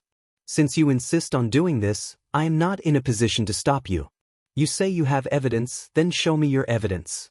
If you can't produce any evidence, I, Qiang Longtan, will kill myself on your body today. The Jiangs are all businessmen, but they are also hot-blooded. A tall, thin, and gentlemanly middle-aged man walked over. He looked at Fang Yen with an unfriendly gaze and said, This is the first time we've met, but I've heard of your name for a long time. Every time there's something related to you, you're the one who messes with others. Fang Yen didn't like hearing this. He coldly glanced at the middle-aged man and said, I'm very interested in every time you talk about something related to me. What are those things? You must not remember, right? 3 years ago, the Maple Leaf Club held a charity auction in Yanjing City. It was also you who messed with others and almost caused the auction to be cancelled. The middle-aged man said aloud, It's the same this time. This is a wedding, the most sacred and happiest moment for a couple of families. You jumped out and made a scene. Your words were vicious, your means were cruel, and you forced and humiliated people to death. Aren't you afraid of retribution? Fang Yen sneered and said, I'm sorry, but I still remember what you said. 3 years ago, when I returned to Yanjing for the festival, I heard that the music addict was going to perform at a gathering with my friends. I shamelessly asked someone to help me bring her into the Maple Leaf Club. I didn't expect that there would be people who didn't like us. They just scolded us a little and endured it. Who asked you to be the young masters of a famous family? We're just poor children from a small family. But you still want to step on us and never be able to rise again. We can't bear it anymore. So what if you're rich? You can bully people just because you're rich? 3 years ago, I retaliated after being bullied. 3 years later, it's still the same. If people don't offend me, I won't offend them. If people offend me, I won't let them off easily. Return Lu Chaoga to me. I'll turn around and leave. Your wedding can continue. Otherwise, I'll fight you to the death. You're twisting words and forcing logic. The middle-aged man sneered. Didn't you say that you have evidence to prove that the Jiang family is the mastermind behind the kidnapping of Lu Chaoga? Then show us your evidence. If you don't have any evidence, the Jiang family will demand justice from you. Jiang Fengxing was a direct descendant of the Jiang family. He was highly respected in the Jiang family because of his outstanding ability. Some of the important investments of the Jiang family required his approval. He was also Jiang Shangxin's father. This time, he represented the Jiang family to attend his daughter and Jiang Zhuliu's wedding. Naturally, he hated Fang Yan in every way for such a thing to happen during the wedding. His words on behalf of the Jiang family naturally had the power to make people take him seriously. Sure enough, the way some people looked at Fang Yan changed when they heard Jiang Fengxing mention the Jiang family's name. Everyone had heard that Fang Yan didn't have a harmonious relationship with the Jiang family. However, today, an important figure from the Jiang family stood out to warn Fang Yan. The meaning behind it was different. Don't threaten me, Fang Yan said calmly. Jiang Junling did something like this in the past. I slapped him back. You're the same? What a good slap back. I, Jiang Fengxing, will stand here and see how you're going to stir up trouble. Jiang Fengxing's face was as dark as the bottom of a pot. His wife, Li Yun, quickly walked over and comforted him. She advised him not to get angry. Where's the evidence? Qiang Longtan stared at Fang Yan and shouted, Fang Yan, where's the evidence you mentioned? Master, return Miss Lu to him. The old butler, who was standing beside him, said. It was like a volcano erupting on the ground. Lava suddenly filled the sky. Everyone could no longer remain calm. No one continued to stay silent. Heavens, the old butler of the Jiang family actually stood out to accuse the boss. Could it really be the Jiang family? It's hard to guard against a thief from the same family. The Jiang family father and son never thought that they would be defeated by their own family. Qiang Longtan's performance just now was really amazing. This old fox, he's really capable of anything. No one thought that the old butler of the Jiang family would stand out and accuse Jiang Longtan of asking him to release Lu Zhua. This knife was aimed straight at the heart. The pain was bone deep. Slap. Jiang Zhulu slapped the old butler's face. His eyes were bloodshot as he roared, Old dog Lu, tell me clearly. Who do you think should release Lu Zhua? The old butler's original name was Lu Tong. He was an old man who had followed Qiang Longtan to fight for the world. He was the person that Qiang Longtan trusted the most. He was also Jiang Longtan's brain and heart. Just like how every king had some dirty and evil things that needed someone to clean up. For example, the eunuchs and the imperial secret service in ancient times. Lu Tong was the confidant that Qiang Longtan had chosen to clean up these most private matters. It was also because of his recognition of Lu Tong that he entrusted the future hope of the Jiang family to him. Jiang Zhulu had deep feelings for Lu Tong. He had always called him Uncle Lu. He had never treated him as a servant. So, now that Lu Tong had stood out to stab the father and son, it was equivalent to betraying Jiang Zhulu emotionally. Even with Jiang Zhuliu's years of self-control, he couldn't bear to lash out in anger. Lu Tong's face was slapped, but he still stood in the same place. He looked like he was ready to be whipped. Young master, I watched Miss Lu grow up. We're a family. There's really no need to be so ruthless. Jiang Zhulu was even more anxious and angry. He wanted to lash out again, but Qiang Longtan grabbed his arm. Zhulu, stop. Qiang Longtan said in a hoarse voice. Jiang Zhulu didn't dare to go against his father's words. He glared at Lu Tong viciously. If there weren't so many people present, he would have beaten this dog slave to death. Qiang Long Tan patted Lu Tong's shoulder and said, "I'm usually too busy with work, so I let you discipline Zhulu. He has feelings for you and has always treated you like family. That's why he's a little too emotional. As an elder, don't take it to heart. The child doesn't know any better." "Master, I'm not angry," Lu Tong said. His expression was calm, but he was clenching his fists tightly. He was currently suffering in his heart. No matter what the reason was, standing out to report his master was a betrayal in the eyes of everyone. From now on, no one would ever trust him again. Zhulu doesn't treat you like an outsider. The Jiang family doesn't treat you like an outsider either. I even treat you like my best brother. Qiang Long Tan's voice was hoarse, and he looked very emotional. "Master, your love for me is as heavy as a mountain. I'll never forget it," Lu Tong said with red eyes. "It's not easy for everyone to live. Maybe you have your difficulties and I understand you. But I don't understand. But what can he give you? If you want, you can ask me for it. We're brothers. As long as you're willing to ask, I'll give you everything." "Lu Tong, what can Fang Yen give you?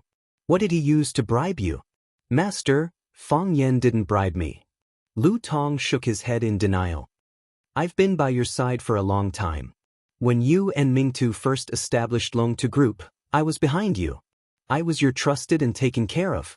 I watched Zhulu grow up, and so did Chaoga. I don't care what conflicts or grudges you have, and I can't do anything about it. But Chaoga has already lost her parents and left the Jiang family. Shouldn't we give her a way out? Isn't this a little too violent?" Lu Tong bowed deeply to Qiang Long Tan and said, "Master, let Chaoga go. She's still young and doesn't know any better. Give her a way out?"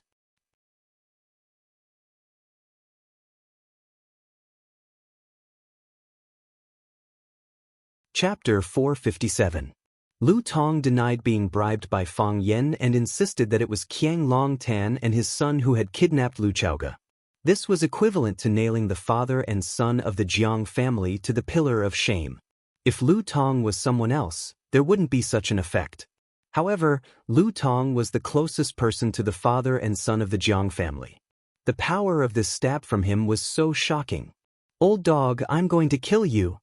Jiang Zhulu roared. The person closest to you hurt you the most. He finally experienced the cruel feeling of being stabbed by someone close to him. Once again, he impulsively rushed towards Lu Tong, but was stopped by Feng Xing, who was standing beside him. Jiang Fengxing was a smart man. He knew that since Fang Yen had a way to get Lu Tong to testify against the father and son of the Jiang family, he must have something on Lu Tong or had made a deal with him. Lu Tong refused to let go. If Jiang Zhulu attacked him again, he would be confirming his crime. In the eyes of outsiders, he was angry out of humiliation and had a guilty conscience. It was extremely unwise to hurt someone in front of others. "Zhulu, calm down."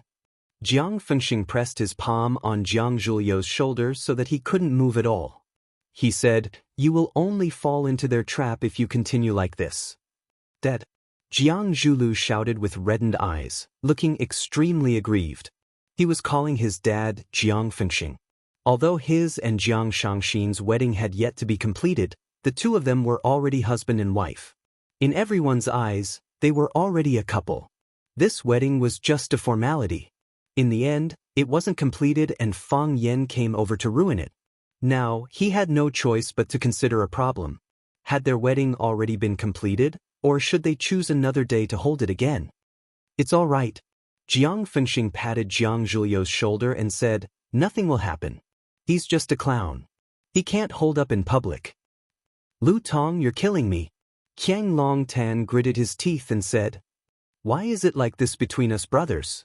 Master, if you let Chaoga go, I'll kowtow to you to atone for my sins. She's an orphan, poor girl."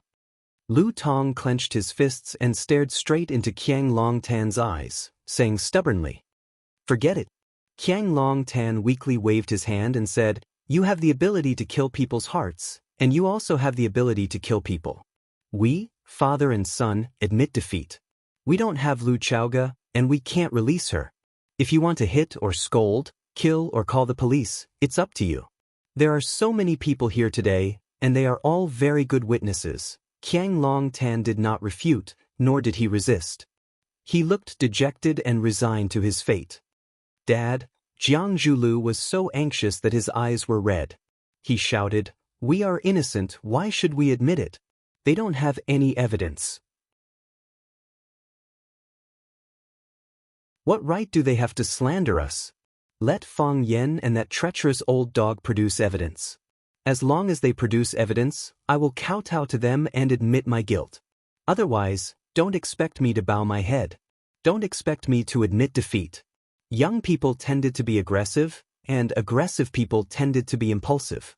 Impulsive people could do anything. Jiang Zhulu didn't have the calm and elegant demeanor of the four young masters of Huaqing. He was like an enraged cheetah, growling and wanting to charge at his opponent again and again. Enough! Qiang Long Tan suddenly turned around and shouted at Jiang Zhulu. "What do you want? What can you do?" It was as if someone had poured a bucket of cold water on top of his head in a world of ice and snow, and Jiang Zhulu suddenly came to his senses. Yes, what did he want? What could he do? Explain? Even Uncle Lu, who was closest to him, was on Fang Yan's side and accused him and his son of being the kidnappers. How could he explain himself?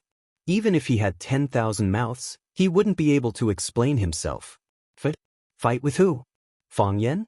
Didn't the willow tree try? Was he willing to become the second willow tree? Jiang Zhulu suddenly felt a great sense of helplessness. It was like an ant finding it hard to lift an elephant, or a young eagle finding it hard to soar into the sky. He had the heart to kill the thief, but he couldn't.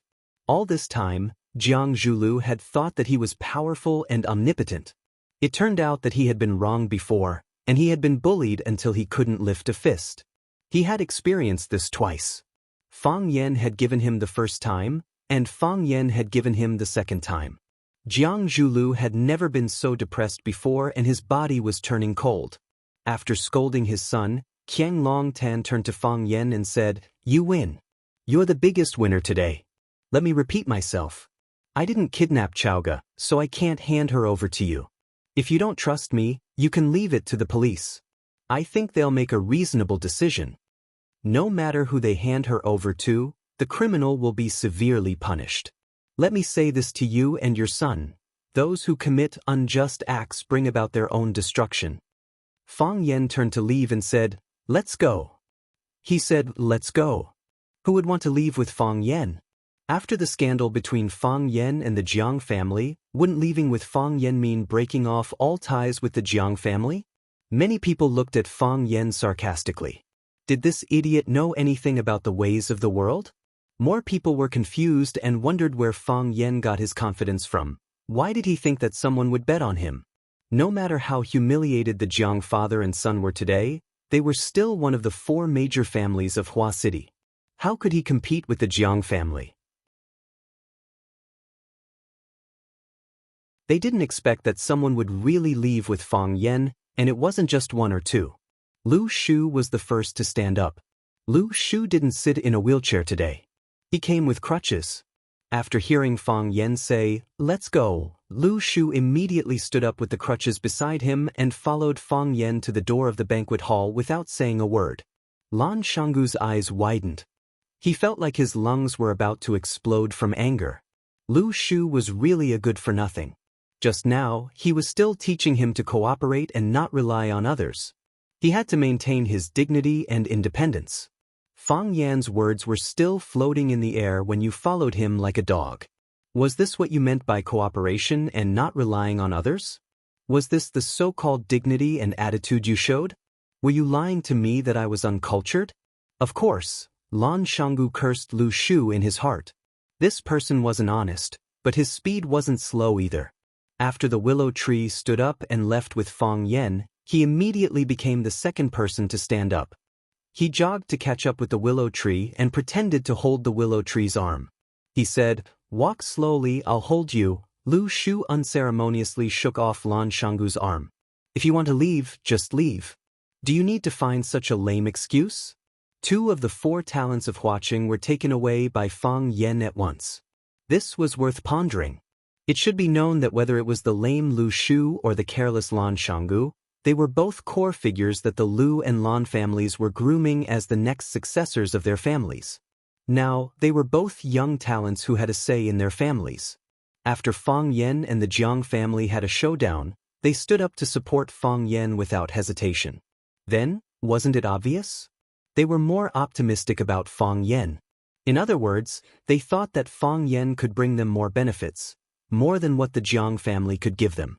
Moreover, the Lu family and the Jiang family were in-laws. Even their relatives had abandoned the Jiang family. Wasn't it obvious? First, the guests from the vassal families of the Lan and Lu families who came to congratulate them stood up. Their backbone had already left. What was the point of them staying? Then, some of the partners who had close relationships with the Lan and Lu families. They naturally had to follow in the footsteps of their partners. The hearts of the people scattered. The scene went out of control. In the end, even the guests who were on good terms with the Jiang family or had business dealings with them stood up and left. Some people even greeted Qiang Longtan out of respect. Some people lowered their heads and left, afraid that Qiang Longtan would hold them back if they were too slow. The banquet hall that was previously bustling with activity and could accommodate hundreds of people was now mostly empty. It looked miserable and cold. Lu Tong bowed deeply to Qiang Longtan. He glanced at Jiang Zhulu, whose eyes were red and bloodshot. Then he turned around and followed the crowd outside. Traitor! Someone cursed at Lu Tong's back. Lu Tong tried his best to straighten his back and walked toward the main entrance with his head held high. Jiang Fengxing walked over and patted Qiang Longtan's shoulder. He said, "Old Jiang, don't take it to heart. Everything will be over soon. They will regret their choices today."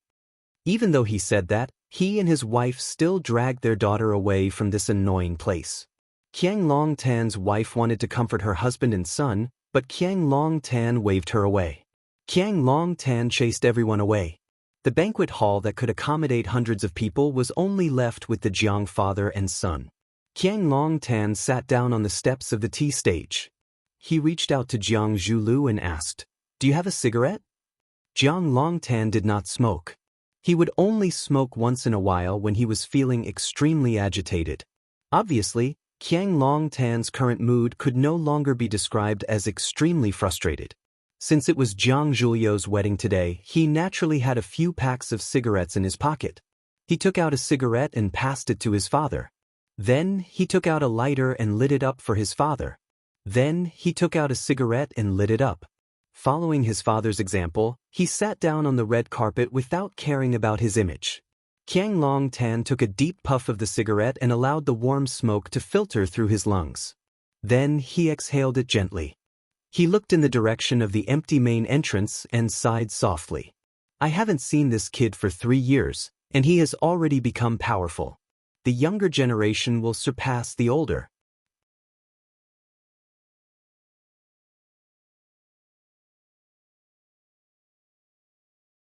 Chapter 458. Dad, you're still praising him at this point? Jiang Zhulu said in a dissatisfied tone. If Jiang Zhulu had to make a list of the people he hated the most, the first would be Fang Yan, the second would be Fang Yan, and the third would still be Fang Yan. There was only one name in the top 10, Fang Yan. Today was his wedding day, and it was ruined by that hateful guy. The wedding wasn't finished. The guests left, and the bride left. Which woman didn't want a beautiful and unforgettable wedding? This wedding was indeed unforgettable, and it would appear in every nightmare. Which parent didn't want their children to be happy and beautiful? The Jiang family must be very disappointed to be humiliated like this on their wedding day, right? Fang Yan was the opponent he wanted to get rid of the most at this moment. Because no man could endure such humiliation. Qiang Longtan smoked the cigarette in his hand seriously, not caring about his son's attitude toward Fang Yan. He said, "Fang Yan used to be very smart, but that's all. He only knew how to counterattack, but he never knew how to take the initiative. He was strong, but he was weak. Or rather, he was kind. He could even forgive Chaoga for using him. Lu Shu wanted to kill him, But didn't he let Lu Shu live? You can't say he's kind. Jiang Zhulu didn't want to hear anyone say a good word about Fang Yan. Not even his own father. He's just weak and afraid to take responsibility. You can say that. Qiang Long Tan didn't refute his son's words this time. Father died a tragic death in front of his house, and he mourned for 3 years at Swallow Dock. It seems that he's understood a lot of things in the past 3 years, and his personality has changed a lot. He knows how to take the initiative, and it's fine when he doesn't move, but when he does, it'll kill. Kill who? Jiang Zhulu said fiercely. He accused us of kidnapping Lu Chaoga, but what evidence does he have? If he can't, why should others believe him? Is there really no one who believes it? Qiang Long Tan stared into his son's eyes and asked. Jiang Zhulu had been afraid of his father since he was a child. He was not used to looking into his father's eyes at such a close distance. He turned around and took a puff of his cigarette. Even if a small number of people believe it, the Jiang family's reputation will only be affected a little. Do you really think that only a small number of people will believe it? Qiang Long Tan was not satisfied with his son's answer and asked again.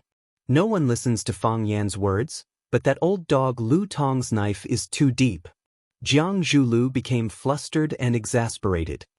If he didn't jump out to testify against us, how could we be in such a difficult situation? This is all part of Fang Yan's plan. Qiang Long Tan smiled coldly and said, after today, the Jiang family's reputation will be ruined. Dad, Jiang Zhulu was unwilling to admit the truth his father had said. This is the truth. That brat was too ruthless and too accurate. Do you really think he came to take Lu Chaoga away? He came to take away our Jiang family's dignity and face. He wants our Jiang family's reputation to be ruined, to become the talk of Huaqing and a laughingstock in their hearts. Haven't you noticed the frequency of his actions? From the moment he jumped out with a face full of anger and shouted that I didn't agree, he started digging holes and burying us father and son in them. He said he had evidence in his hands, so why didn't he say it the moment he appeared? He just wanted to use some time to spread the news of Lu Chaoga's kidnapping. He wanted to tell the whole story in front of everyone. He wanted to build momentum for himself and Lu Chaoga, so that everyone would automatically associate it in their hearts. So that they would subconsciously suspect us father and son to be the culprits behind Lu Chaoga's kidnapping. Qiang Long Tan looked at his son, Jiang Zhulu, and asked, did we kidnap Lu Chaoga? Of course not, Jiang Zhulu denied flatly. How could we do such a thing? We know we didn't. Do the guests here still believe it? Will the people of Huaqing who didn't come but heard the news believe it? I believe, at this moment, this matter has already spread to every corner of Huaqing, right? Whether Lu Chaoga was kidnapped by us or not, it is no longer important to us now. Because everyone will see us as the number one suspect. This is the reason why that brat came here to cause trouble. He wanted to pull us down from the high platform. No, he wanted to step us into the mud. Qiang Long Tan's thoughts were clearer and crueler, and he said, so, Lu Tong appeared. If it wasn't to destroy our Jiang family, why would he throw out such an important chess piece like Lu Tong at a time like this? He placed him beside us father and son, so that he could continuously pass on the information they want. Wouldn't this show the value of a chess piece? Lu Tong, why did he betray us? Didn't our Jiang family treat him well enough?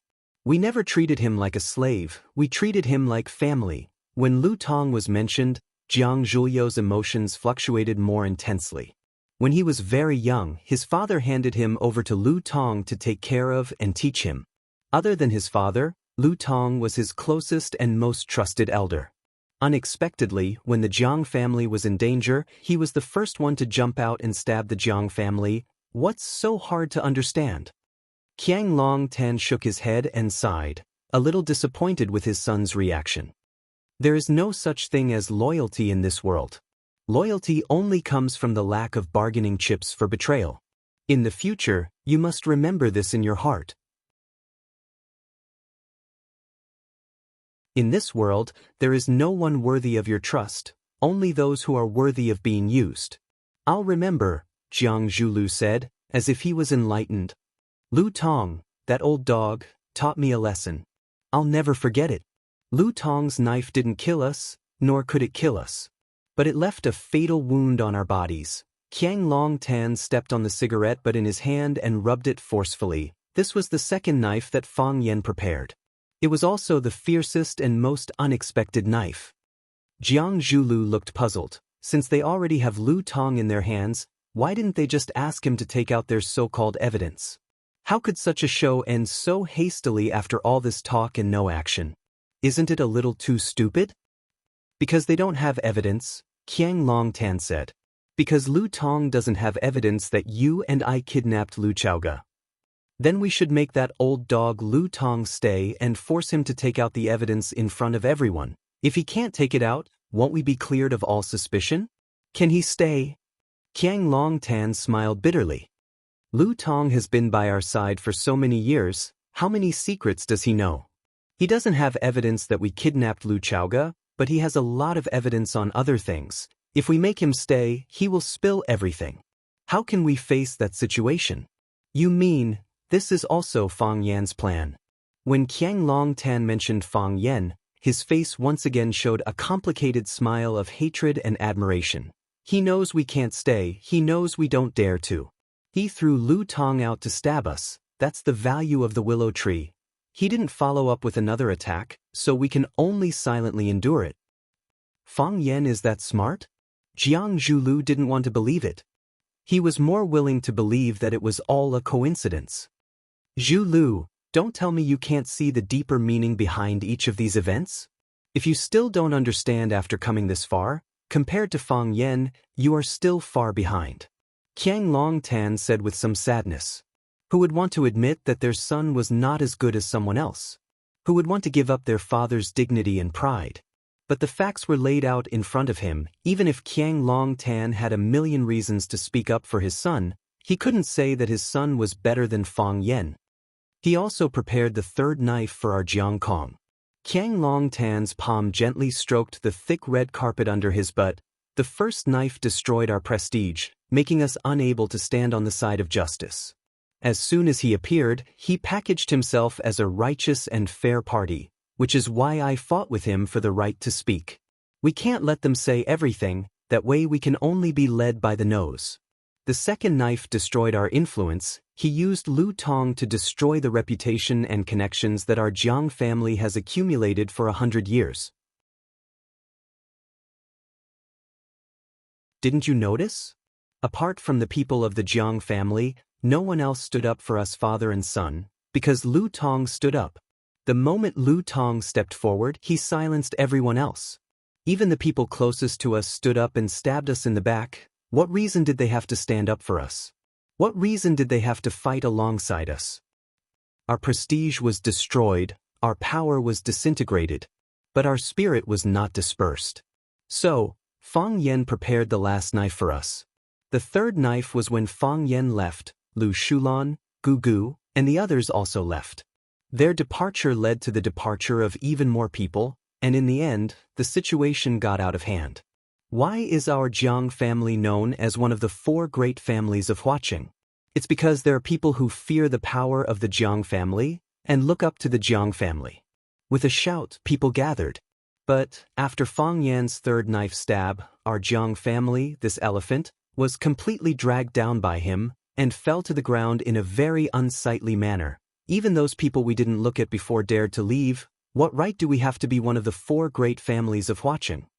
Qiang Long Tan's smile was bitter, and also very bitter. From today onwards, the Jiang family will be removed from the 4 great families of Huaqing.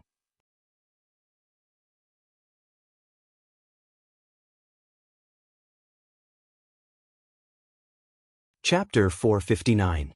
From today onwards, the Jiang clan would be removed from the 4 major clans. This was the most serious consequence that Jiang Zhulu could imagine. It wasn't the sacrifice of a single member of the clan, but the entire Jiang clan would be buried in a deep pit. In other words, he would no longer be able to speak equally with the people in Lu Shulan Valley. Those who used to look up to and admire him would also abandon him. In the future, he would no longer be one of the 4 prodigies of Huaqing. There would be someone new to replace him. Although he had never cared about such intangible things before, he was now starting to worry about personal gains and losses. It was hard for him to imagine that when people talked about the four prodigies of Huaqing in front of him, they wouldn't mention Jiang Zhulu. Instead, they would casually mention another unfamiliar name. The higher one climbs, the harder one falls. This was the burden that he would have to bear in the future? He couldn't believe it, and he didn't want to believe it. Dad, is the situation really that serious? Jiang Zhulu asked in a sorrowful voice. Yes. Qiang Longtan said, Is it hard to accept? How is it possible? The Jiang clan is still the Jiang clan, it's just a little ugly. How can we be removed from the four major clans? Who can replace the Jiang clan? The Lu clan? Or the Fang clan? Qiang Longtan knew that it was hard for his son to accept. How could he be willing to accept it? He was the core of this generation of the Jiang clan, the head of the Jiang clan. The Jiang clan had risen to the peak in his hands, but was it also going to fall into hell because of him? However, he was looking at the long term. When Lu Tong stood up and stabbed him, he had already guessed that there would be such a possibility. He had already begun to disperse the pressure in the depths of his heart, so he could now accept it calmly. However, Jiang Zhulu had just realized the severity of the situation, so it was inevitable that he would lose his composure like this. No one is afraid from afar, and no one is surrounding us. Words cannot be moved, and promises cannot be tempted. How can a clan like this still be one of the four major clans? In the eyes of those people, the status of the Jiang clan is far inferior to that of Lu Chaoga, Fang Yan, or the other Su, Huang, and Yi clans. If they had a choice, they would also stand on the opposing side. This is the general trend. Even if we cling to the signboard of the four great clans, what can we do? A family that is ridiculed, belittled, and even ignored by the outside world. What does that mean to us? It's just a joke for no reason. Qiang Longtan sighed softly and said, That's why I said the younger generation will surpass us in time. Fang Yan sharpened his sword for 3 years, and this sword pierced straight into the heart of our Jiang family, leaving us no room for resistance. To live in the same era as such an opponent is your fortune, but also your sorrow. Is he really that scheming? Did he really have a flawless plan? Even you don't have any way to fight back? Even if I'm inferior to him, how can he possibly be your opponent? Jiang Zhulu asked unwillingly. He didn't want to believe it. He didn't want to believe it. He still remembered the first time he met Fang Yan. At that time, he was still a somewhat inexperienced rookie. Except for his vicious mouth, there was almost nothing about him that people should respect or be vigilant against. Just a rookie. He once commented on Fang Yan in front of the willow tree. Now, that rookie had been reborn and turned into a phoenix that soared above the 9 heavens. After the willow tree was disfigured by him, because of the Rubik's Cube, it was tied to the same chariot, unable to move. If it resisted even a little, he would kick it out of the fast-moving train, and then the Lu family would instantly abandon it in some unknown corner. By using the willow tree, Fang Yan was also insulting the willow tree. By leading the Lu family forward, he was also whipping the Lu family's butt. This kid, every move made people gnash their teeth in anger, but it was also hard to defend against. What about himself? He was even more miserable than the willow tree. It's good for young people to suffer some setbacks. Right now, Fang Yan's way of doing things is both experienced and vicious. Even if people know that he's slandering them, even if they know that he's digging a hole to bury them, we still have to hold hands and jump in together. Does this kind of growth have nothing to do with his father's departure? Qiang Longtan patted Jiang Zhulio's shoulder and smiled. Maybe after I leave, you will also grow a little faster, Dad. Jiang Zhulio's face was full of shock. Don't say that, I feel like I'm still far behind you. Give me some more time to study. Qiang Longtan smiled. Your grandfather said that I'm a yellow ox and a dog. I have the diligence and patience of a yellow ox, but I also have the savagery and cunning of a dog. I have a lot of confidence in my life. I thought that I'd run amok for my entire life, but I didn't think that, at my old age, I would be bullied by a young boy to this extent. He brought a large basin of fresh dog's blood and said, Qiang Longtan, I'm going to pour this basin of dog's blood on your head, and then he did it. We didn't have any ability to retaliate. Just now, Did you feel especially powerless? There will be many more days in the future. If I don't get my revenge, then I'm not a man. Jiang Zhulu sneered. He can be arrogant for a moment, but can he be arrogant for the rest of his life? Don't seek revenge for revenge's sake. If there are benefits to be gained, why don't we all sit down and drink tea, chat, and become friends? Qiang Long Tan tried to console his son. A person doesn't live to fight. That kind of life is too dark, and there's no sense of accomplishment. What we want is to control the situation, to maximize our benefits, to become the best person in a certain field. This kind of life is worth looking forward to. Jiang Zhulu pondered for a long time, then looked at his father and asked, "Then, who kidnapped Lu Chaoga?" "Who knows?" Qiang Long Tan shook his head. "Everyone who covets the Rubik's Cube has this possibility. Even Fang Yan could be the mastermind." Fang Yan? Jiang Zhulu was shocked. Did he direct and act out the show? He directed the show himself, then threw the dirty water on us, and finally became the biggest winner in this matter. With this kid's scheming methods, it's not surprising that he could do something like this. Qiang Long Tan said in a low voice. Jiang Zhulu sucked in a breath of cold air. It was only then that he felt fear. Fear because he had a rival named Fang Yan. A guy like this, what wouldn't he do? Qiang Long Tan looked at Jiang Zhulu and asked, "If you were Fang Yan, what would you do?" "Do what?" "What would I do to Lu Chaoga?" A hint of panic flashed in Jiang Zhulio's eyes as he said, "I don't know, you really don't know, or you don't want me to know." Jiang Zhulu gritted his teeth and said with a firm voice, "I guess we'll never see each other again." Qiang Long Tan nodded and said, "That's the best choice. It seems he thinks the same as you. If Lu Chaoga was kidnapped, then let her disappear from this world forever." Fang Yan was originally the third largest shareholder of Chaoyan Technology. If Lu Chaoga really disappeared, then with his relationship with the Qin family, they could work together to divide the shares under Lu Chaoga's name and take control of Chaoyan Technology. Fang Yan would soar to the sky because of this. When Fang Yan walked out of the Longtu Club entrance, a GMC off-road RV was already parked on the side of the road waiting. Seeing Fang Yan walk over, the front passenger door opened and Qining jumped out to help open the back door. After Fang Yan got in the car, Qining was about to close the door when he saw Fang Yan's eyes. He stopped what he was doing and waited by the side with the door open.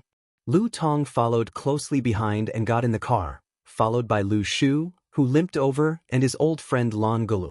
Fang Yan nodded and Qin Ying tactfully closed the door. When Qin Ying jumped back into the front passenger seat again, the RV slowly started.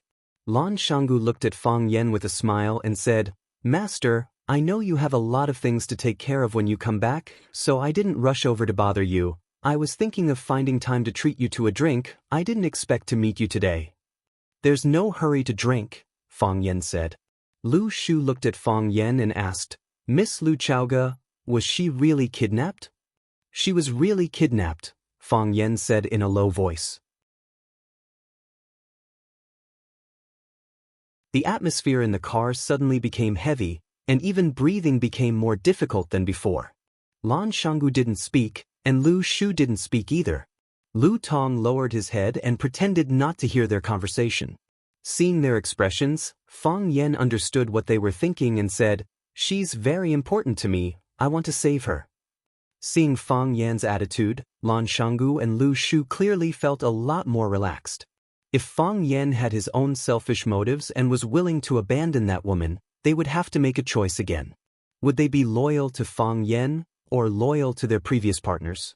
The answer to this question was self-evident. Lan Shanggu took out his phone from his pocket and dialed a number, then said, "Find Lu Chaoga." Lu Shu also took out his phone and sent 3 words to a number that wasn't recorded on his phone, "Lu Chaoga." Fang Yan sighed softly and said, "Everyone from now on will be in the same boat, sharing wealth and prosperity. If the boat is about to capsize or fall apart, you can find someone else, I'll tell you to take care.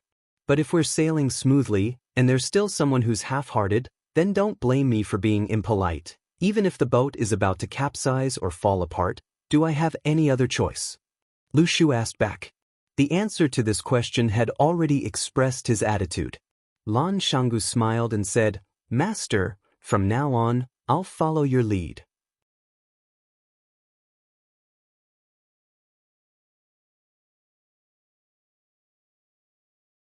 Chapter 460.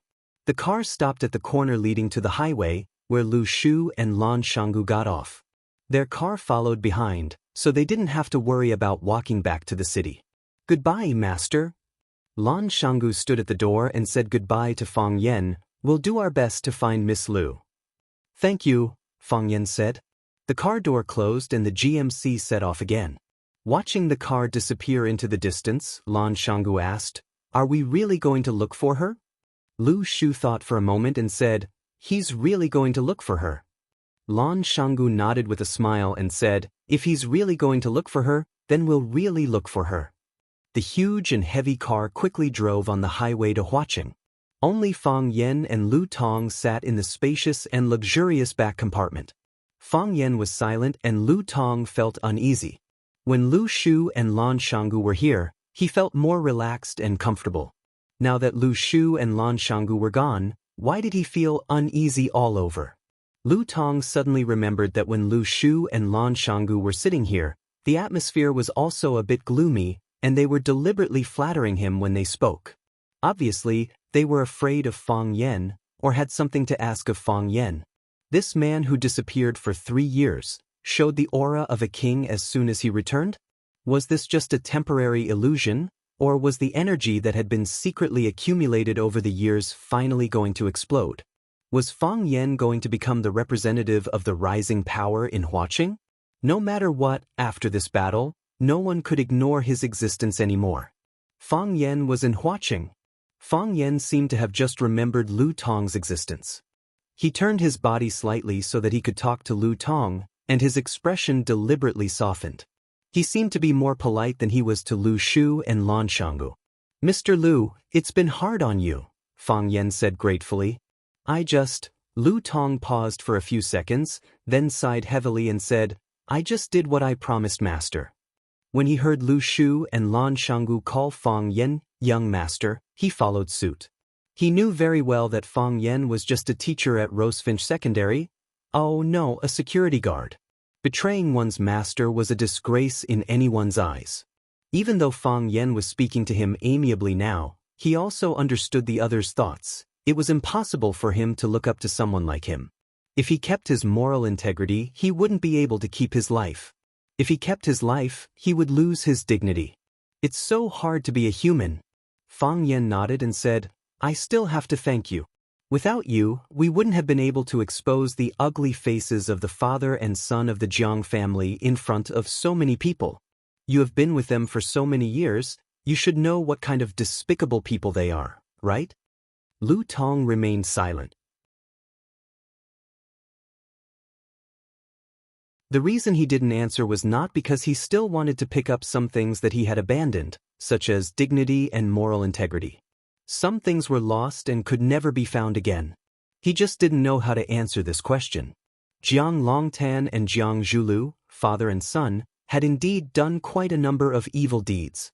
Furthermore, a large portion of those deeds had been arranged by him. He was the executor, the garbage cleaner who helped the father and son of the Jiang family. By betraying the father and son of the Jiang family, he was actually betraying himself. However, it was also because he had no other choice. Fang Yen didn't care whether he answered this question or not. He said to himself, "Your little son will be fine. I will let him go. I will let him gamble less and do something serious. He lost so much that he pawned his hands and feet. This is no longer gambling, but gambling with his life. If they really cut off his hands and feet, is he still human?"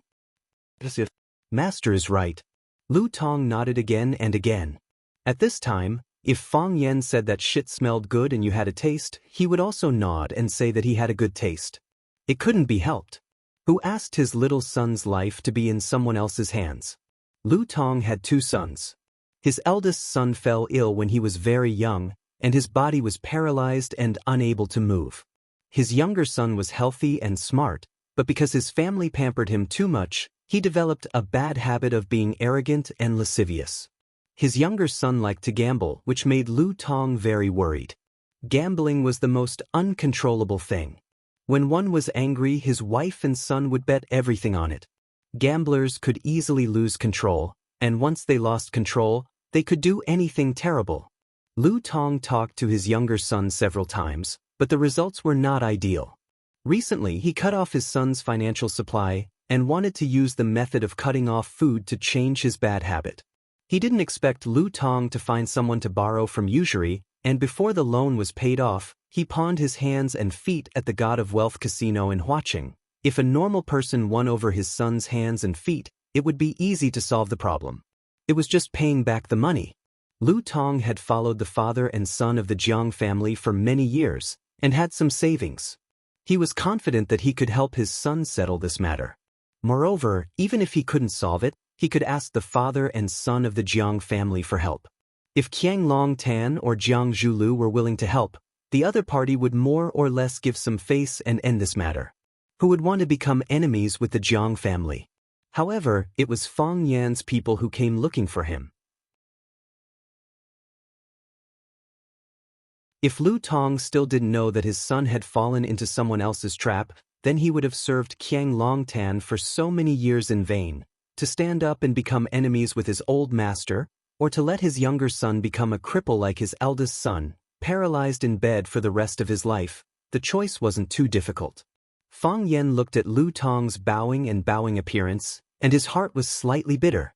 This was also a father who could sacrifice everything for his son. It was a little familiar, but also a little strange. "What's your plan for the future?" Fang Yan asked. Lu Tong was stunned for a moment, and his eyes stared at Fang Yan with suspicion and vigilance. Wasn't this just a one-time deal? He stood up to help Fang Yan, and Fang Yan returned him a complete son. Why did he have to ask him what his plan was? Fang Yan smiled and said, "If you help me, you'll naturally offend the father and son of the Jiang family. You know very well how the Jiang family does things, and there's another general family standing behind them. In Hua City, only I can protect you from death. In Huaxia, only I can protect you." "You dare to take me in?" Lu Tong asked in a hoarse voice. He was a traitor who had just betrayed his master's family. He was already prepared to bear the curses of tens of thousands of people, and was prepared to receive the revenge of the Jiang family and others. In order to save his son, he had to pay this price. Of course, there was a possibility that his son would still be killed by them in the end. "I don't need your loyalty, I only need your ability." Fang Yan smiled. "From today onwards, you're my butler." Eldest young master. Lu Tong looked at Fang Yan in shock. Was this man crazy? He had just betrayed his previous master, and now he had a new one? "Don't ask me what I think, just tell me what you think." Fang Yan's finger tapped on the armrest of his seat as he asked. Thump. Lu Tong slid down from his seat and sprawled on the ground in front of Fang Yan. His movement was so big that Qin Ying, who had been on guard the entire time, almost shot him to death. However, after comparing the martial prowess of Fang Yan and Lu Tong, he gave up on this method. "Eldest young master, from today onwards, I'll be a vicious dog at your feet. I'll bite whoever you want me to bite. I don't ask for great wealth, I just want to ensure the safety of my family." "Qin Ying, make the arrangements," Fang Yan said. Qin Ying answered and began to make a call. He only needed to make a call, and the members of Lu Tong's family who were under their control would immediately be moved to a safe place. A place that was difficult for outsiders to come into contact with. The GMC RV stopped at the underground parking lot of the God of Fortune Casino. Under the lead of a blonde, a few men in black helped a pale young man walk over. Seeing the thin and delicate young man, Lu Tong was so happy that his eyes were brimming with tears. He ran over and slapped his face again and again. "Teacher." The blonde stood under the car and respectfully greeted Fang Yan. "This kid hasn't changed his gambling habits. He lost both his hands and feet. When we locked him up, he still wanted to borrow money from us to continue gambling. He said he wanted to win his hands and feet back. How could he win? Who would win for him?